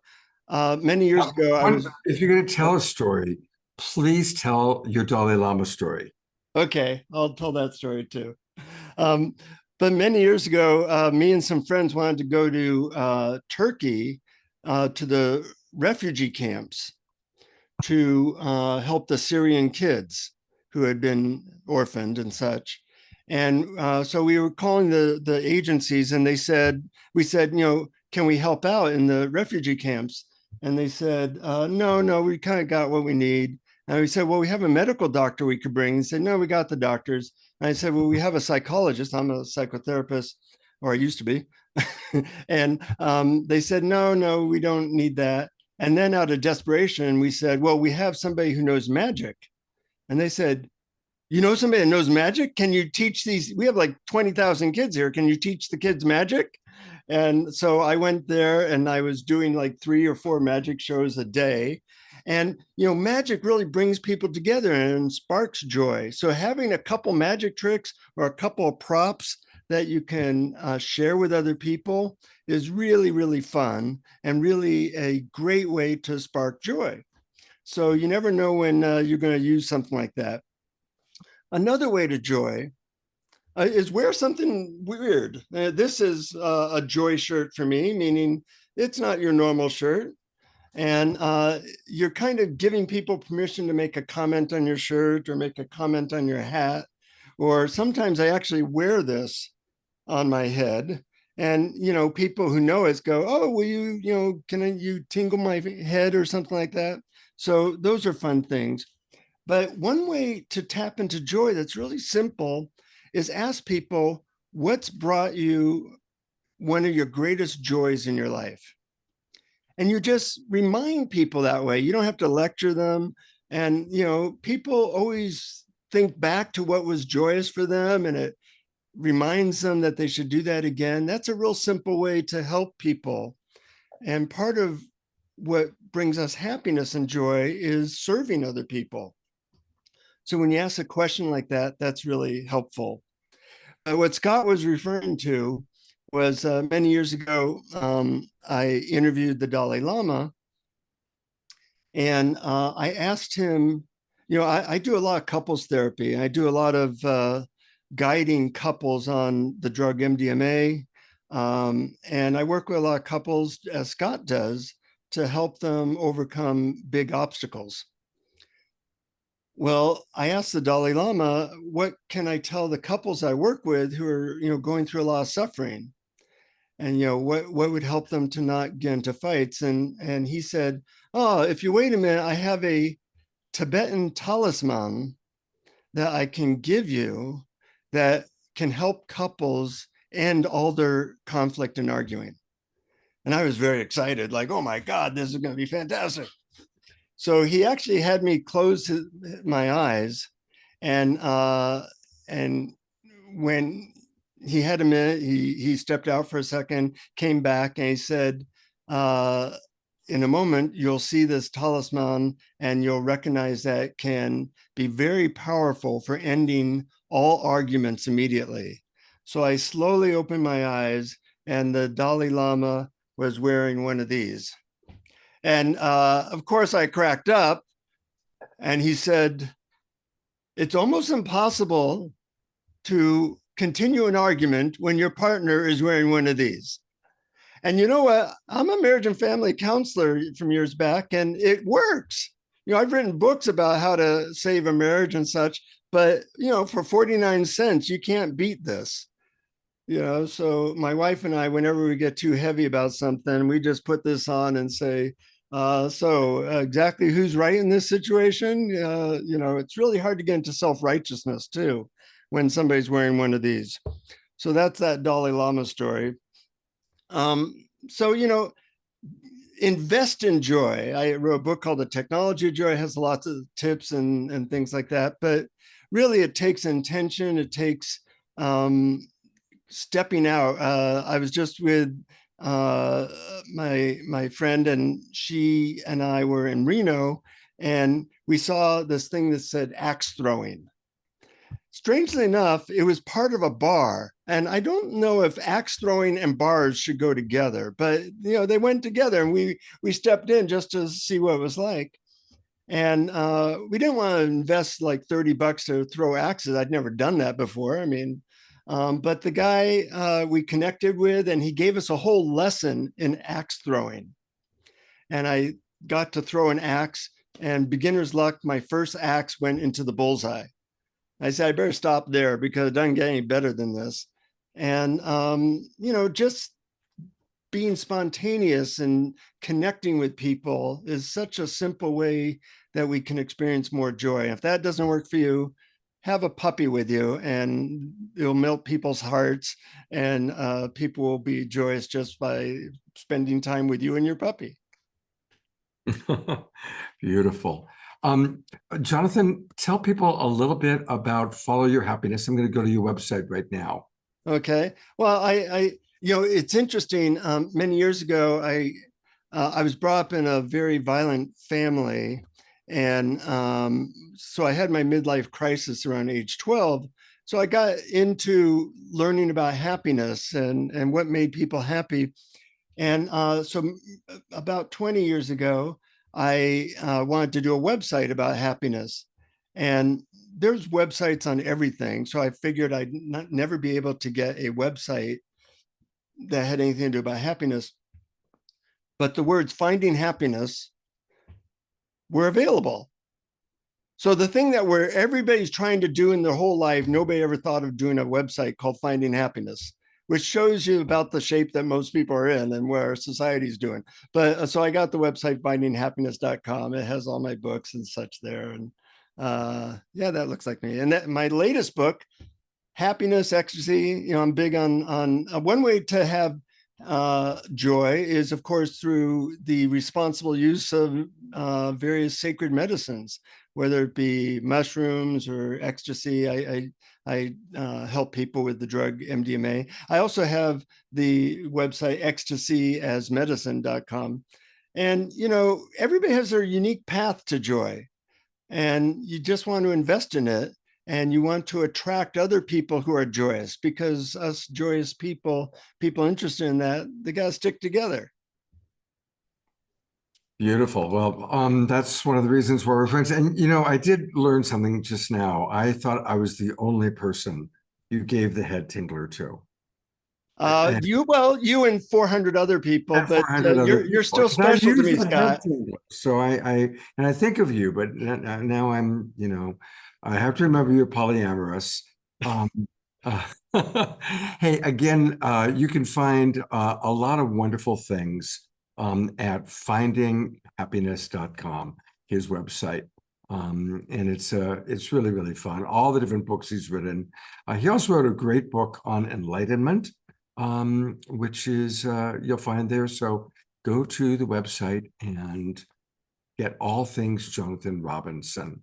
Again, or not. A lot of people don't like reading. So if reading doesn't bring you joy, don't get my books, please, because I want you to have more joy. I don't want you to have another book that is on your nightstand making you feel guilty. Okay. And Jonathan's going to be back with one of his dogs, because we are getting very, very close to that special moment where we are going to get some readings from our friend, Dr. Heather. So I know a lot of you have sent photographs and pictures. So in order that we're going to do it, we're going to start with Jonathan and his dog, then my dog, Jasmine Bear, and I, then Ayada, and then I'll take a look at who else. So that's the initial order. Jonathan, if you want to grab Sophie, since we just had Jonathan, then I've got Jasmine Bear waiting right here. And then we'll go to Ayada. And then while that's all happening, I'll take a look at some of the other people that have requested readings, and go with people that are Global Peace Tribers. But here she is, the star of the show tonight, our good friend, Dr. Heather Shea. And actually, I'm going to grab you, Jazzy, because I don't want you to...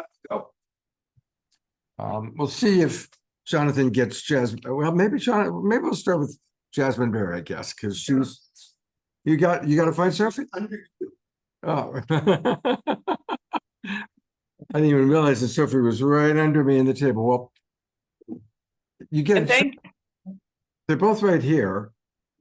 Do you to me? Can I? And this has been fantastic and an amazing evening so far. So thank you all. Hello, baby. So here's Jasmine Bear. She's 5 years old. She's a Bichon Frise. And is there anything that comes up or that you think she wants to say? Thank you for the kisses, sweetheart. Thank you for the kisses. And I want to ask, so she's been with you since she was little, right? You got her as a puppy. I got her when she was 2 months old. And have you had any other family members, or has she had any of her family members? Yes, I had another dog named Boobily. And Boobily was with us. He was with me for 12 years. And he was with her for the first 2 years of her life. And then he passed away.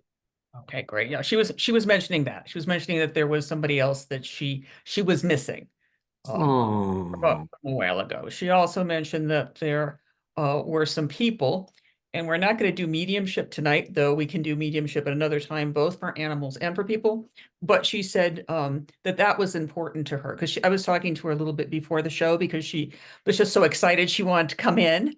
And, so she was mentioning that. She was also mentioning that, that there are, and I usually don't do this with dogs, but she does have a lot of angels around her. Again, because of the work that you do. So she sort of came in as herself, but she said, but she has a whole lot of other loved ones around her. Now, as we mentioned before, her essence is love. That's what she's about. She's here for love. She's here about love. She's very loved. Absolutely. Yeah. She also, what you know is that, as you can see right now, she's yawning. She considers herself your co-producer. And it takes her a lot of work to put on these shows and these programs. And so she watches you. She want to make sure everything is organized. So she, as you notice, she's around, but sometimes during the show itself, she might sleep because she's tired. You know, like, you got it now. I have to get everything organized. But she feels very responsible. So you may even, dogs like to have a job. And so she sees that as being part of her work. She also showed me, and I'm gonna use the word altar. It's not, that's my word, not her. But there's a place, or there's probably a couple of places, but one place in your house in particular, where she's like, there's candles, and she's showing me a lot of bright things that she, or crystals or things that she's showing me. She's very polite. She's very dainty. She's very lovely, but she doesn't want that to fool you, because you can't mess with her. So she also, she likes other dogs. She's kind to other dogs, the ones that she likes. She doesn't care much for cats. She does like food, in particular the food that you get her, and there seems to be a kind of treat that she in particular likes. She particularly likes fuzzy, and it's either a fuzzy blanket or fuzzy toys that she's most interested in. She'll do a little bit of playing, but again, it's very much on her own terms. She likes to play with you when you're, of course, when you're not working.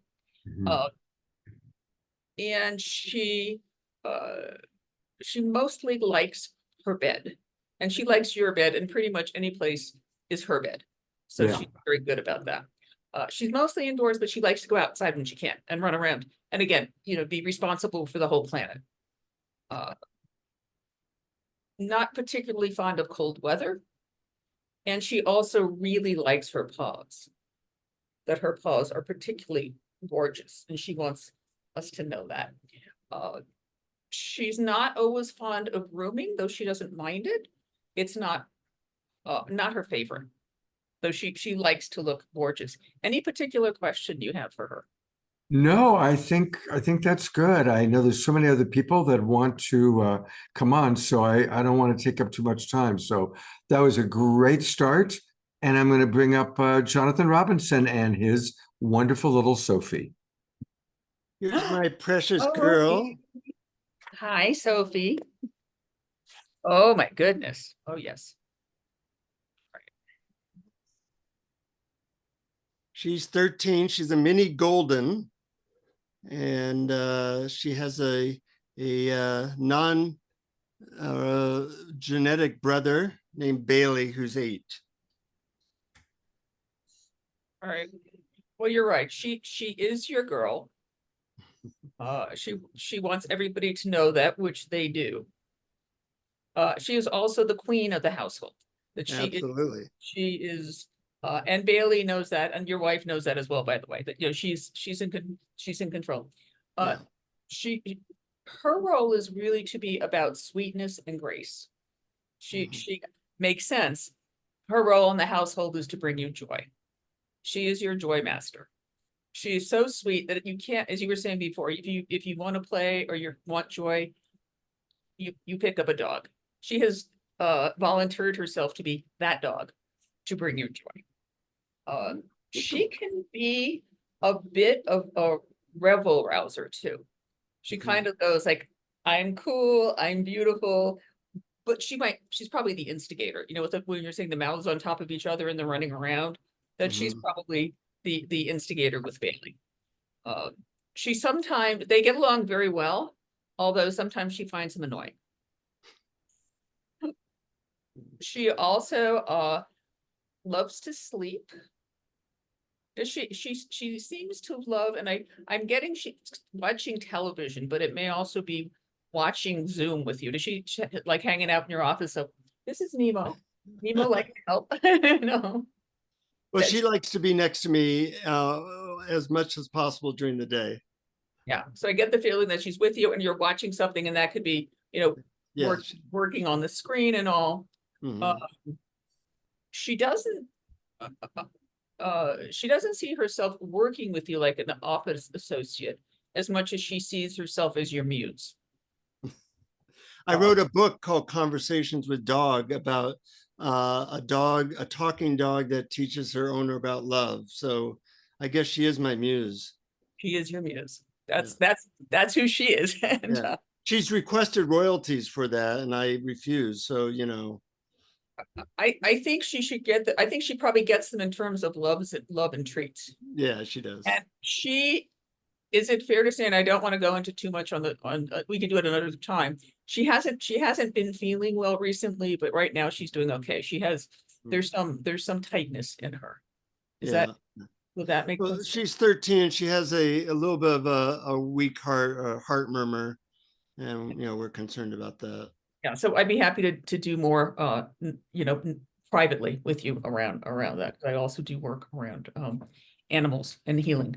But I'm not a vet, so I want to be mindful of that, but that's what I'm picking up. I'm picking up she's okay and she's happy, but the energy's there. So let's see what else.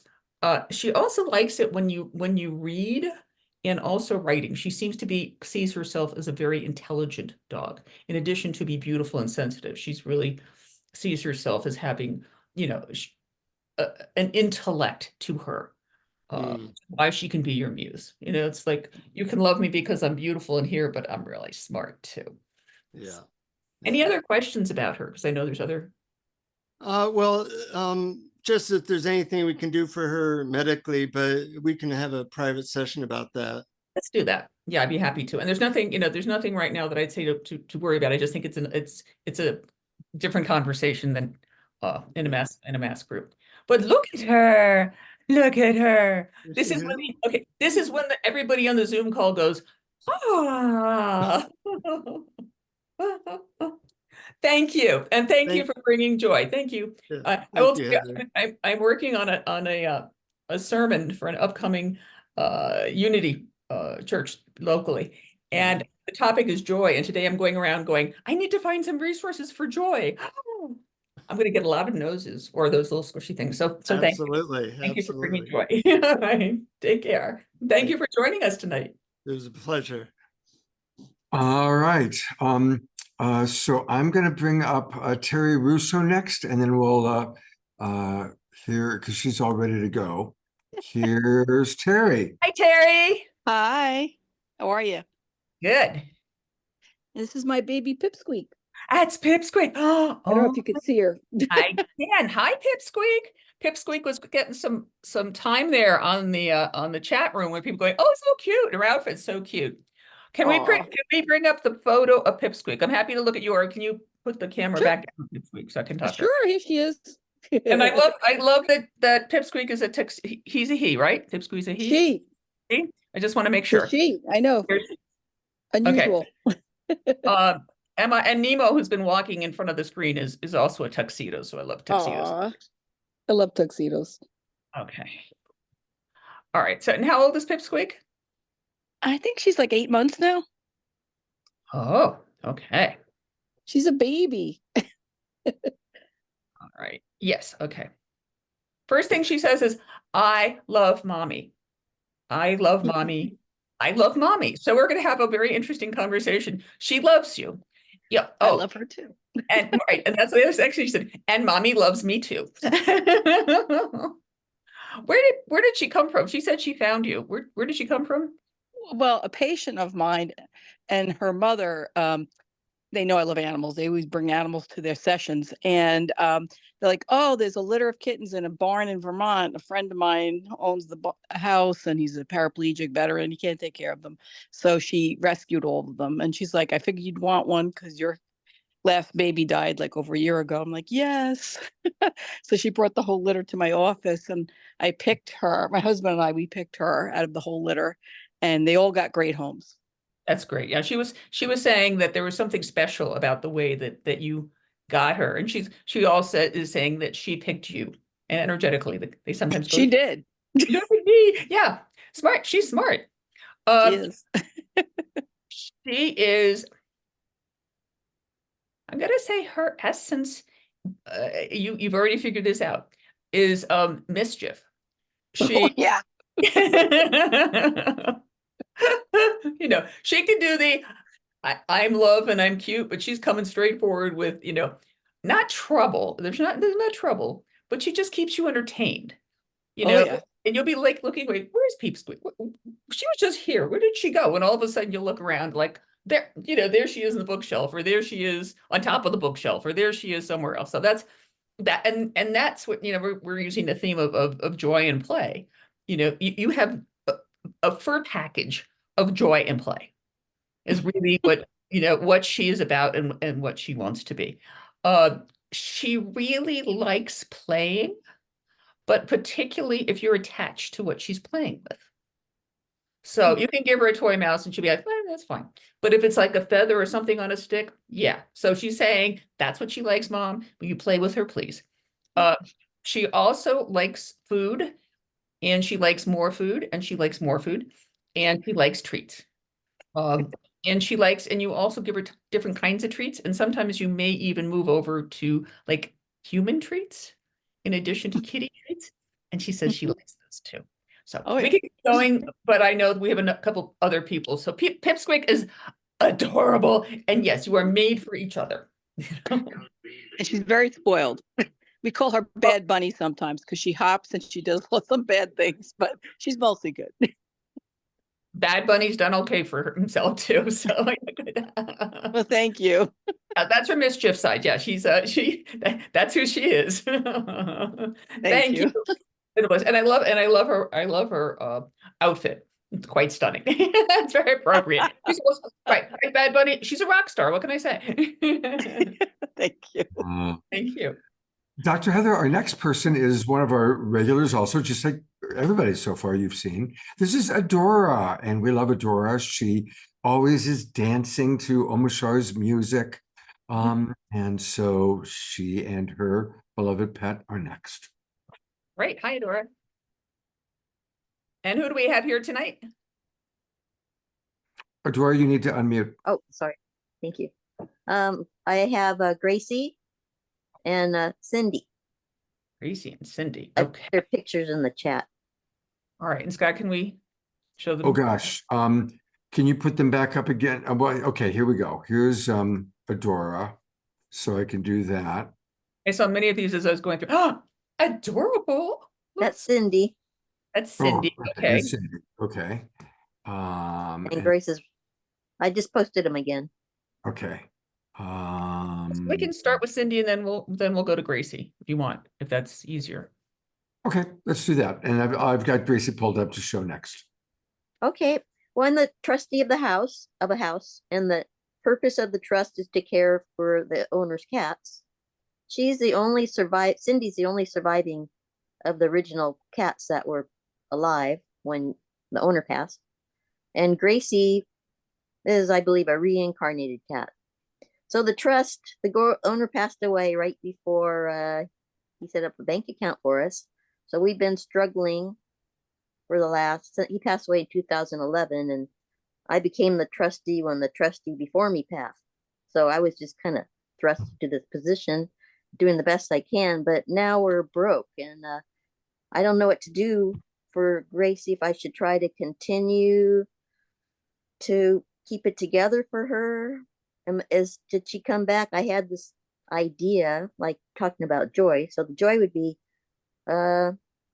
Amazing Grace came back to save the world, but first we have to save her house. So I started a GoFundMe for her, but I never sent it out or gave any publicity to it because I didn't know if I should do that. Okay. Anyway, that's the story. Okay, and Cindy and where did Gracie? We know that Gracie's been there. Cindy's been there for a while. Where did Gracie come from? That's Gracie. There was an original Gracie, and then that Gracie disappeared. She got old. We never found her body or anything. She just disappeared. And so then Cindy and this other cat that were living there didn't get along. So one day I just went and looked at the SPCA. I'd never done that before. Scroll down and there's Gracie. Same name. Looked exactly like Gracie. And I went to pick her up at the SPCA and she was in the window. I go, oh my God, that's Gracie. And then I brought in a housemate to meet her. She'd been underneath the bed acclimating in a room. His eyes about popped out of his head. He said, oh my God, that's Gracie reincarnated. So it feels like she came back for a reason and I don't know the reason. I mean, anyway, that's my question. So we can start with either Gracie or Cindy. You were talking mostly about Gracie, so we'll stay right because Gracie's not an official microchip cat. So the trust, so when Cindy dies, that's the end of the trust. So my imagination is we create have so much money coming in that we can buy the house and make it a cat sanctuary. Oh, sounds wonderful. So I can tell you what Gracie is magnificent. Gracie is very special, and I want to be mindful in this reading to keep with what the cat is saying. So Scott, if we can go back to Gracie's photo, that would be terrific. And if we can't, it's okay. Oh, we can. Gracie's essence is magic.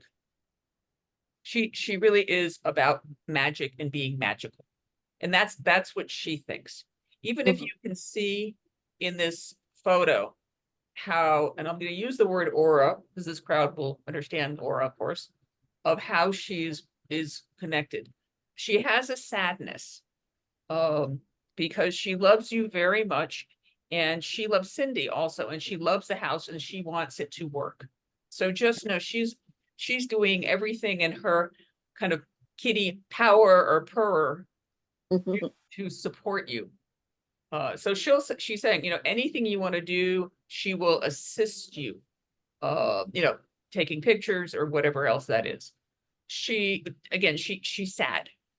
And some of that sad is you may see her energy down a little bit. So just give her some extra love and say, we're going to do this. And, from the opening of the show, this is all about possibilities and power and imagining. So you've got a bunch of interesting resources right here. And really looking into, and another call we can talk about, cats and supporting cats. But she would very much like to do that. The other thing is she loves you. And as I said, her essence is about magic. So she really did show up in your life in a very special way. And she's a really good kitty. This is a good kitty. This is, somebody who isn't really trouble, wants to be loved, is really trying to fit into the household, is really trying to make the household work. So she doesn't feel like she's separate. or not a part of the trust, she doesn't understand what any of that stuff means. She understands that that you're family and that she's home and that she wants to stay home. She also feels somewhat responsible for taking care of you. So you might find from time to time that she comes over, almost feels like a caretaker to you. Does that make sense? That she gives you extra special love? I don't live in the house right now, Yeah. and there's a lot of negativity in the house. Okay. And so she when she first came, she used to purr all the time. So now when I go over and visit, I can get her purring. That's why I said she loves you. Yeah, she loves you. That's why I'm saying she cares about you and she wants you to be loved. But that's why I say there's a sadness. So that could be what's going on in the house. And again, I want to be careful on this kind of forum. We could say more at another time, but that's kind of around her. Okay, thank you. But she loves you and she will purr around you because you know you are connected to her. And Cindy is, if we can see Cindy again, Cindy's like, hello world, this is me. You know, it's like, hi, I'm here.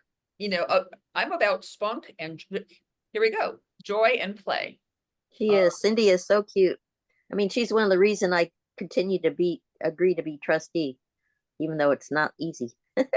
Yeah, she's about joy and play, and she's about making everybody happy, and she understands at some level, she doesn't know the concept of trust, but she understands that she's part of a heritage or the household, or making things work. So she wants to make things work. And she loves Gracie. The two of them get along really well. But you're right, there has been some change recently in the household that she doesn't understand. So she will continue her role of joy and happiness. And she would like a little more food, please. So, you know, when you go over, you probably bring treats, and maybe that's what she's saying, but she would like some more treats too. So, but she said she seems pretty healthy. She seems pretty happy. You know, she likes things to be calmer and happier. But she's a little sweetheart. So thank you. Thank you. All right. If anybody else is wanting to come on, you need to send me another message because I've tracked the ones that we have had. So if anybody else has a pet that they want to have come on, now is the time to send a message in the chat box right away. Otherwise, we'll wrap up. Dr. Heather, how do people reach you? The best way to reach me is heather@everydayknowings.com. Heather@everydayknowings, and that's with an S.com. And you can get into my website either through Everyday Knowings or just through animalknowings.com. Okay, and here we go. Here's the website. Everyday Knowings with Heather Shea, intuitive coach, animal communicator, energy work practitioner, and just a really fun, wonderful human being. Who's the big dog you're there with? That's Ellie, and Ellie is a sweetheart. She's one of my clients. I do a lot of work with her. And we were kidding before, one of my friends, because I do things like bending spoons and past life regressions and all sorts of other, and you know, but I work with people, and I'm a medium with people and animals. And somebody said, well, we do spoon bending with cats? And I'm like, sure, why not? So, you know, open to possibilities. So feel free to contact me about any of that. And as I mentioned to Scott, if I didn't get to your animal today, because I think there were some bunnies and other things that may have not shown up, just contact me. Let me know that you participated, and I will do a reading for you pro bono. Probably be a little longer. If anybody I spoke to today would like some follow-up, contact me. Also, if you put, you know, just from the Zoom call, and particularly if there's a medical issue or a question that you have, if you could just highlight that specific question in the subject, and I'll get to you sooner. I'll get to you as fast as I can. So I'll make sure I get to everybody this week.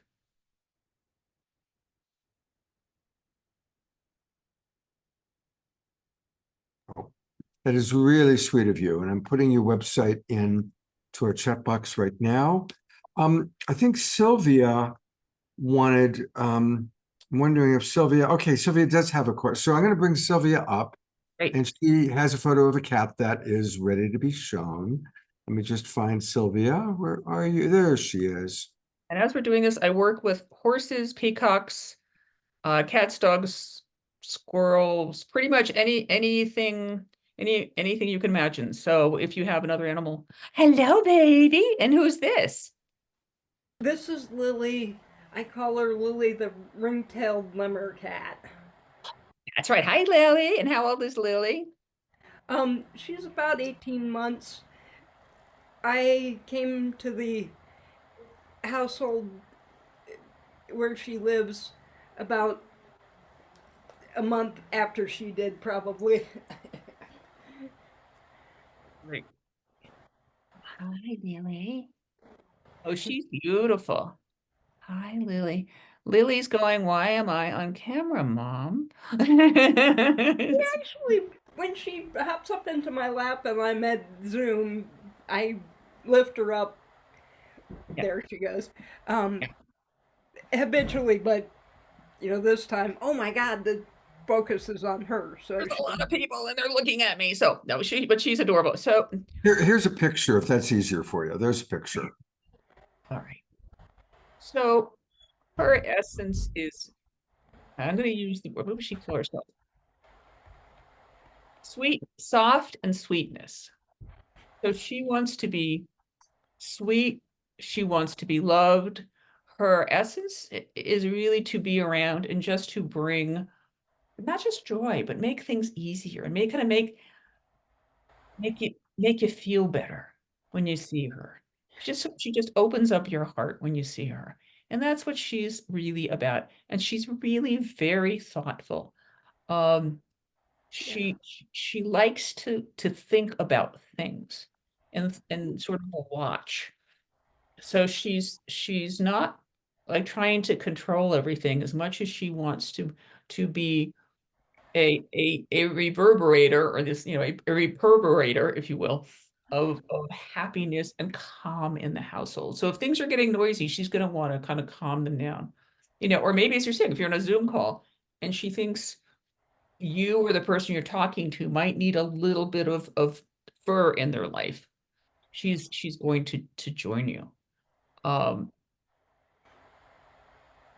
There's been a change in her life recently, and I don't know, I'm not sure what that is. Is there a change in the household at all, or change in her litter? There's something that changed recently. Some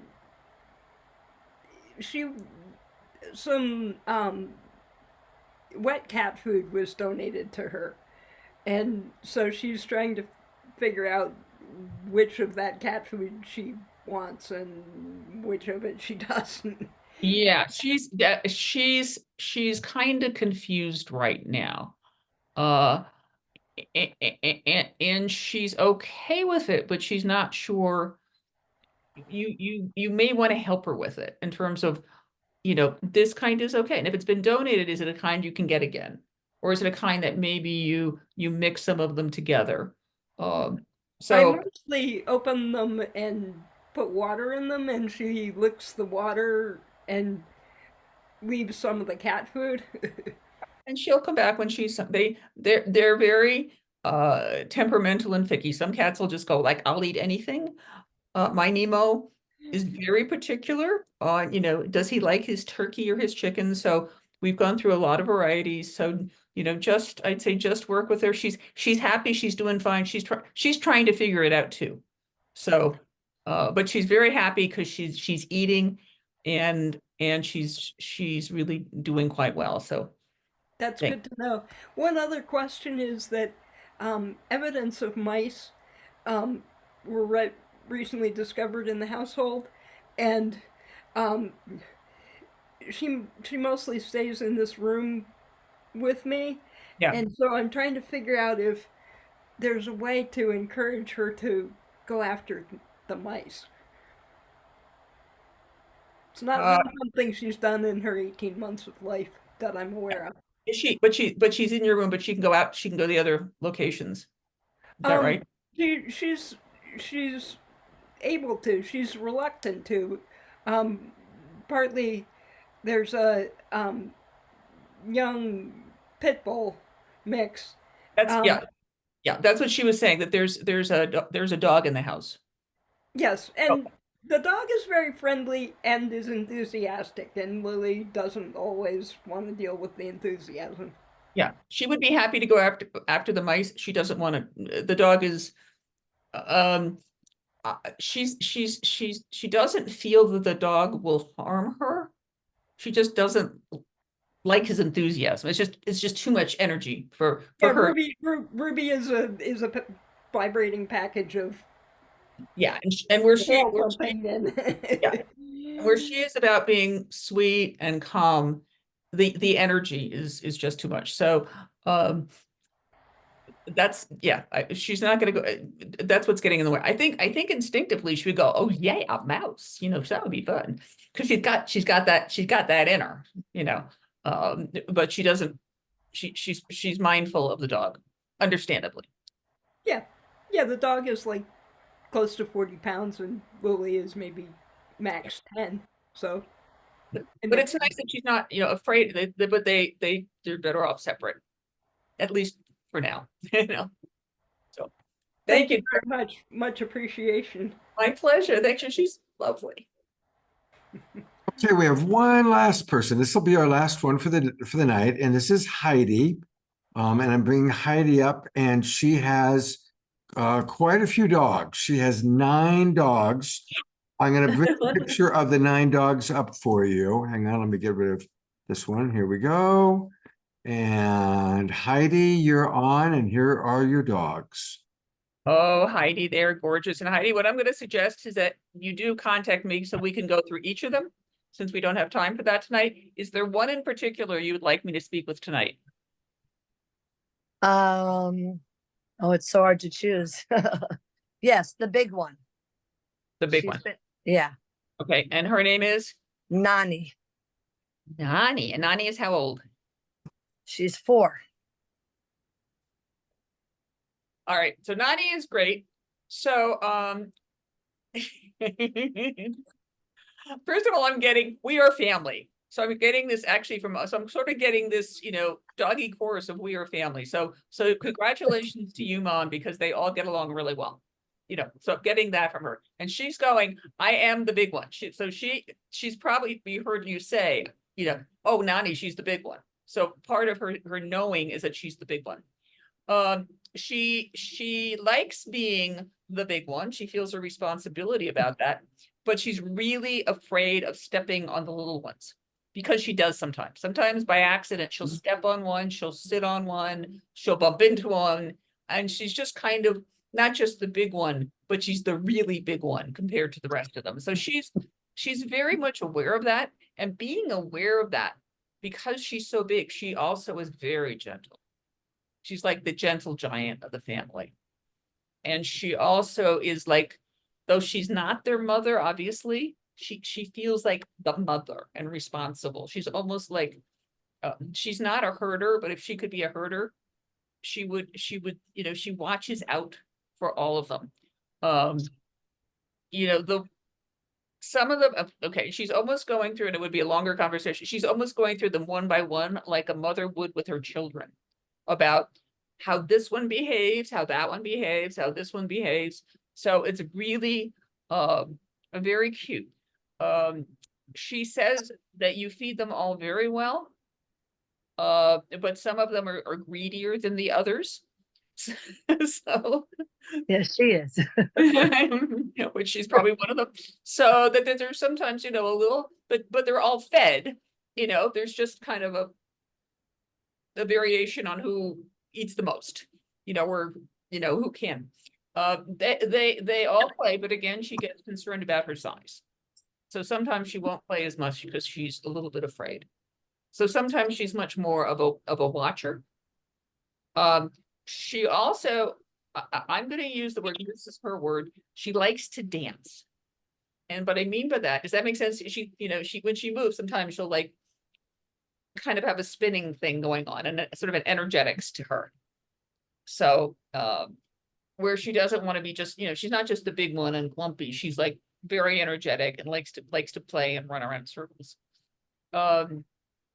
she likes to be outside running around, but she really likes being inside in a dog bed and kind of just like comfortable, hanging out, and will be just happy to hang out with you, you know. And I'm going to use it.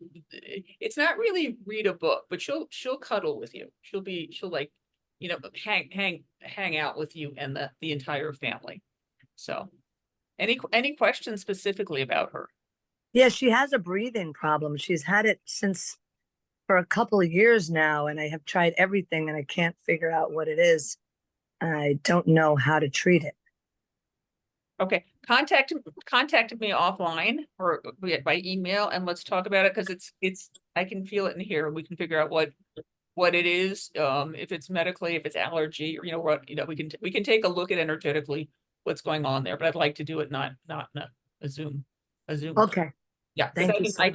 I can feel it in here, and a little bit also in her chest. So it is there. It doesn't slow her down too much, but she does, but except when she's running, sometimes you can hear it. So yeah, do that. Let's talk about that not on the broader call. Yeah. Thank you so much. Thank you. My pleasure. Thank you. That was so much fun. I love all the family. Oh my goodness. They're all a family except her. People are asking, how did you get all 9 of them to sit like that? That's a Photoshop. Oh, it's Photoshop. Very clever. Okay. Fabulous. It's fat, and we can read each of them. Yeah. Great. Thank you. Thank you so much. God bless. Thank you. Well, Heather, thank you so much. You are just so generous, and such a delight. It's been really, really fun having you and learning all about our different animal friends. And again, one more time, you can find Heather at everydayknowings.com. everydayknowings.com with Heather Shea, Dr. Heather Shea. And she does lots of wonderful things, energy work on her animals. And you can reach her at email Heather at everydayknowings.com, everydayknowings.com, or just click here and you can schedule a time. And thank you so much for your generosity. Thank you. Thank you. It was so much fun. And again, I'm happy, even for people who didn't get on today or want to contact me, please do. For animals who are with us or animals who have parted, I'll be happy to talk to you as well, and do some other things energetically, health-wise. But whatever, we can go into more detail. We'll have fun, since this brings me joy. What brings joy and happiness? Talking to animals. Thank you. Thank you. And this program. Thank you. All right. Well, we're winding down. We, of course, are going to close with an Omashar song. A couple of quick announcements. Wanted to let people know again that Deborah Giusti is doing a free State of the World Part 2. It's going to be on Thursday night, December 5th at 5:30 Pacific time. So definitely join her for that. It's free. Register by going to planetaryascension.org. planetaryascension.org. And we'll all be there. Also, for any of you that live in the San Diego area, I am going to be doing a live event. I'm going to be, I'm on the road. I'm in Nevada City, then going to Reno, then down to LA, then to San Diego and Encinitas, and then to Sedona. So I'm on a bit of a road trip, of course, with Jasmine Bear. And but any of you in Southern California, come to the Interactive Community Play Shop I'm doing with my good friend Viraja Prema. You've seen Viraja on this show before. And so come join Viraja and I Tuesday night, December 10th at 6:15. And we're going to have a really fun time and teach some compassionate communication, answer your relationship questions, and would love to see some of you in person. All right. It's been a beautiful evening, as always. Really fun people, great presenters. So thank you to all of the people who presented. And we get to now close the show the way that we always like to close the show, by going to our beloved Omashar. What a fun show, holy smoke. And I'm going to sing a song called I Am You, because in all of the eyes of our furry friends, you know, I am you and you and I are one. So let's just go there. I'm going to go here. And we're gonna go here. Okay. All right.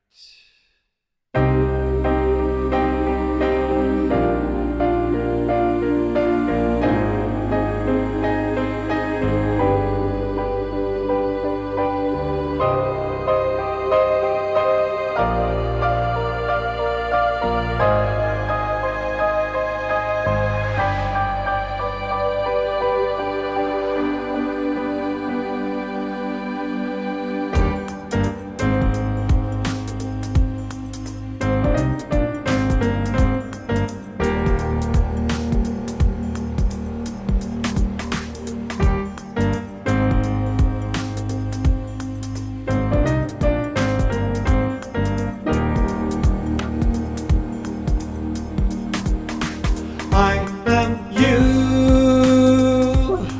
though we seem to come from different skies.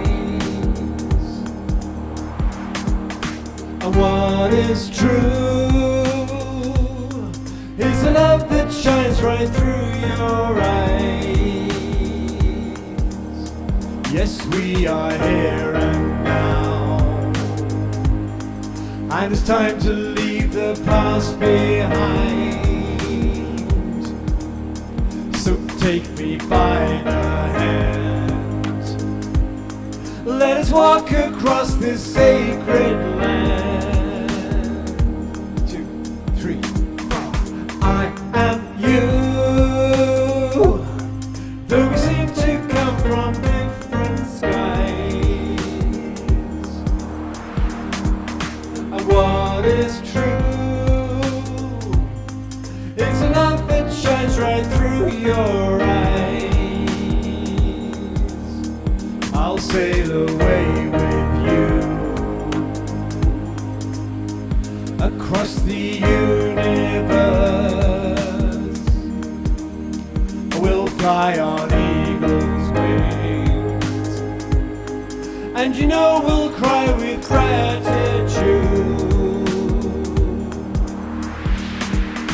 Remember, you're always divinely connected. Our spirits, our bodies are being resurrected. The love in your hearts will lift you up, and I'll come along and fill your cup. I am you, though we seem to come from different skies.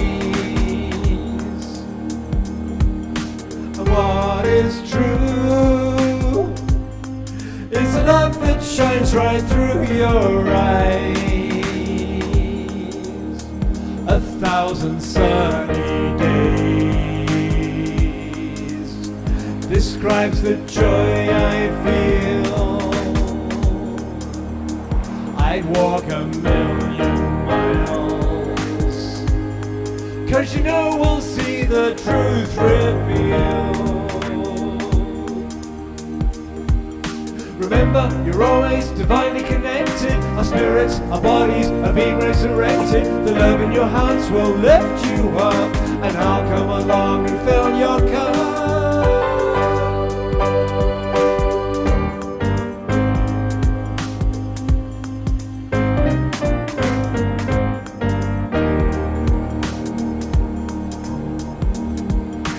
I am you,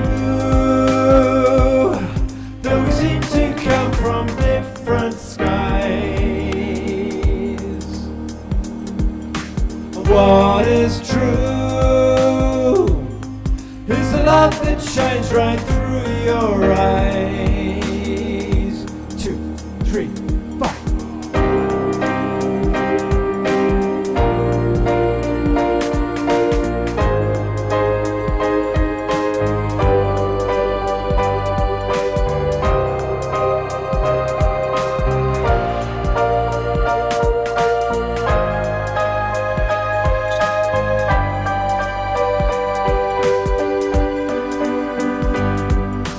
I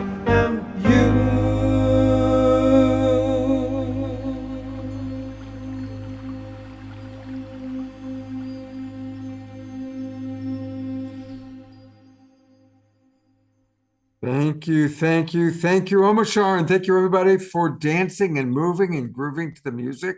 Indeed. And remember that we can get all things Omashar by going to omashar.com. And if you scroll down, you can find where to get the links to his albums.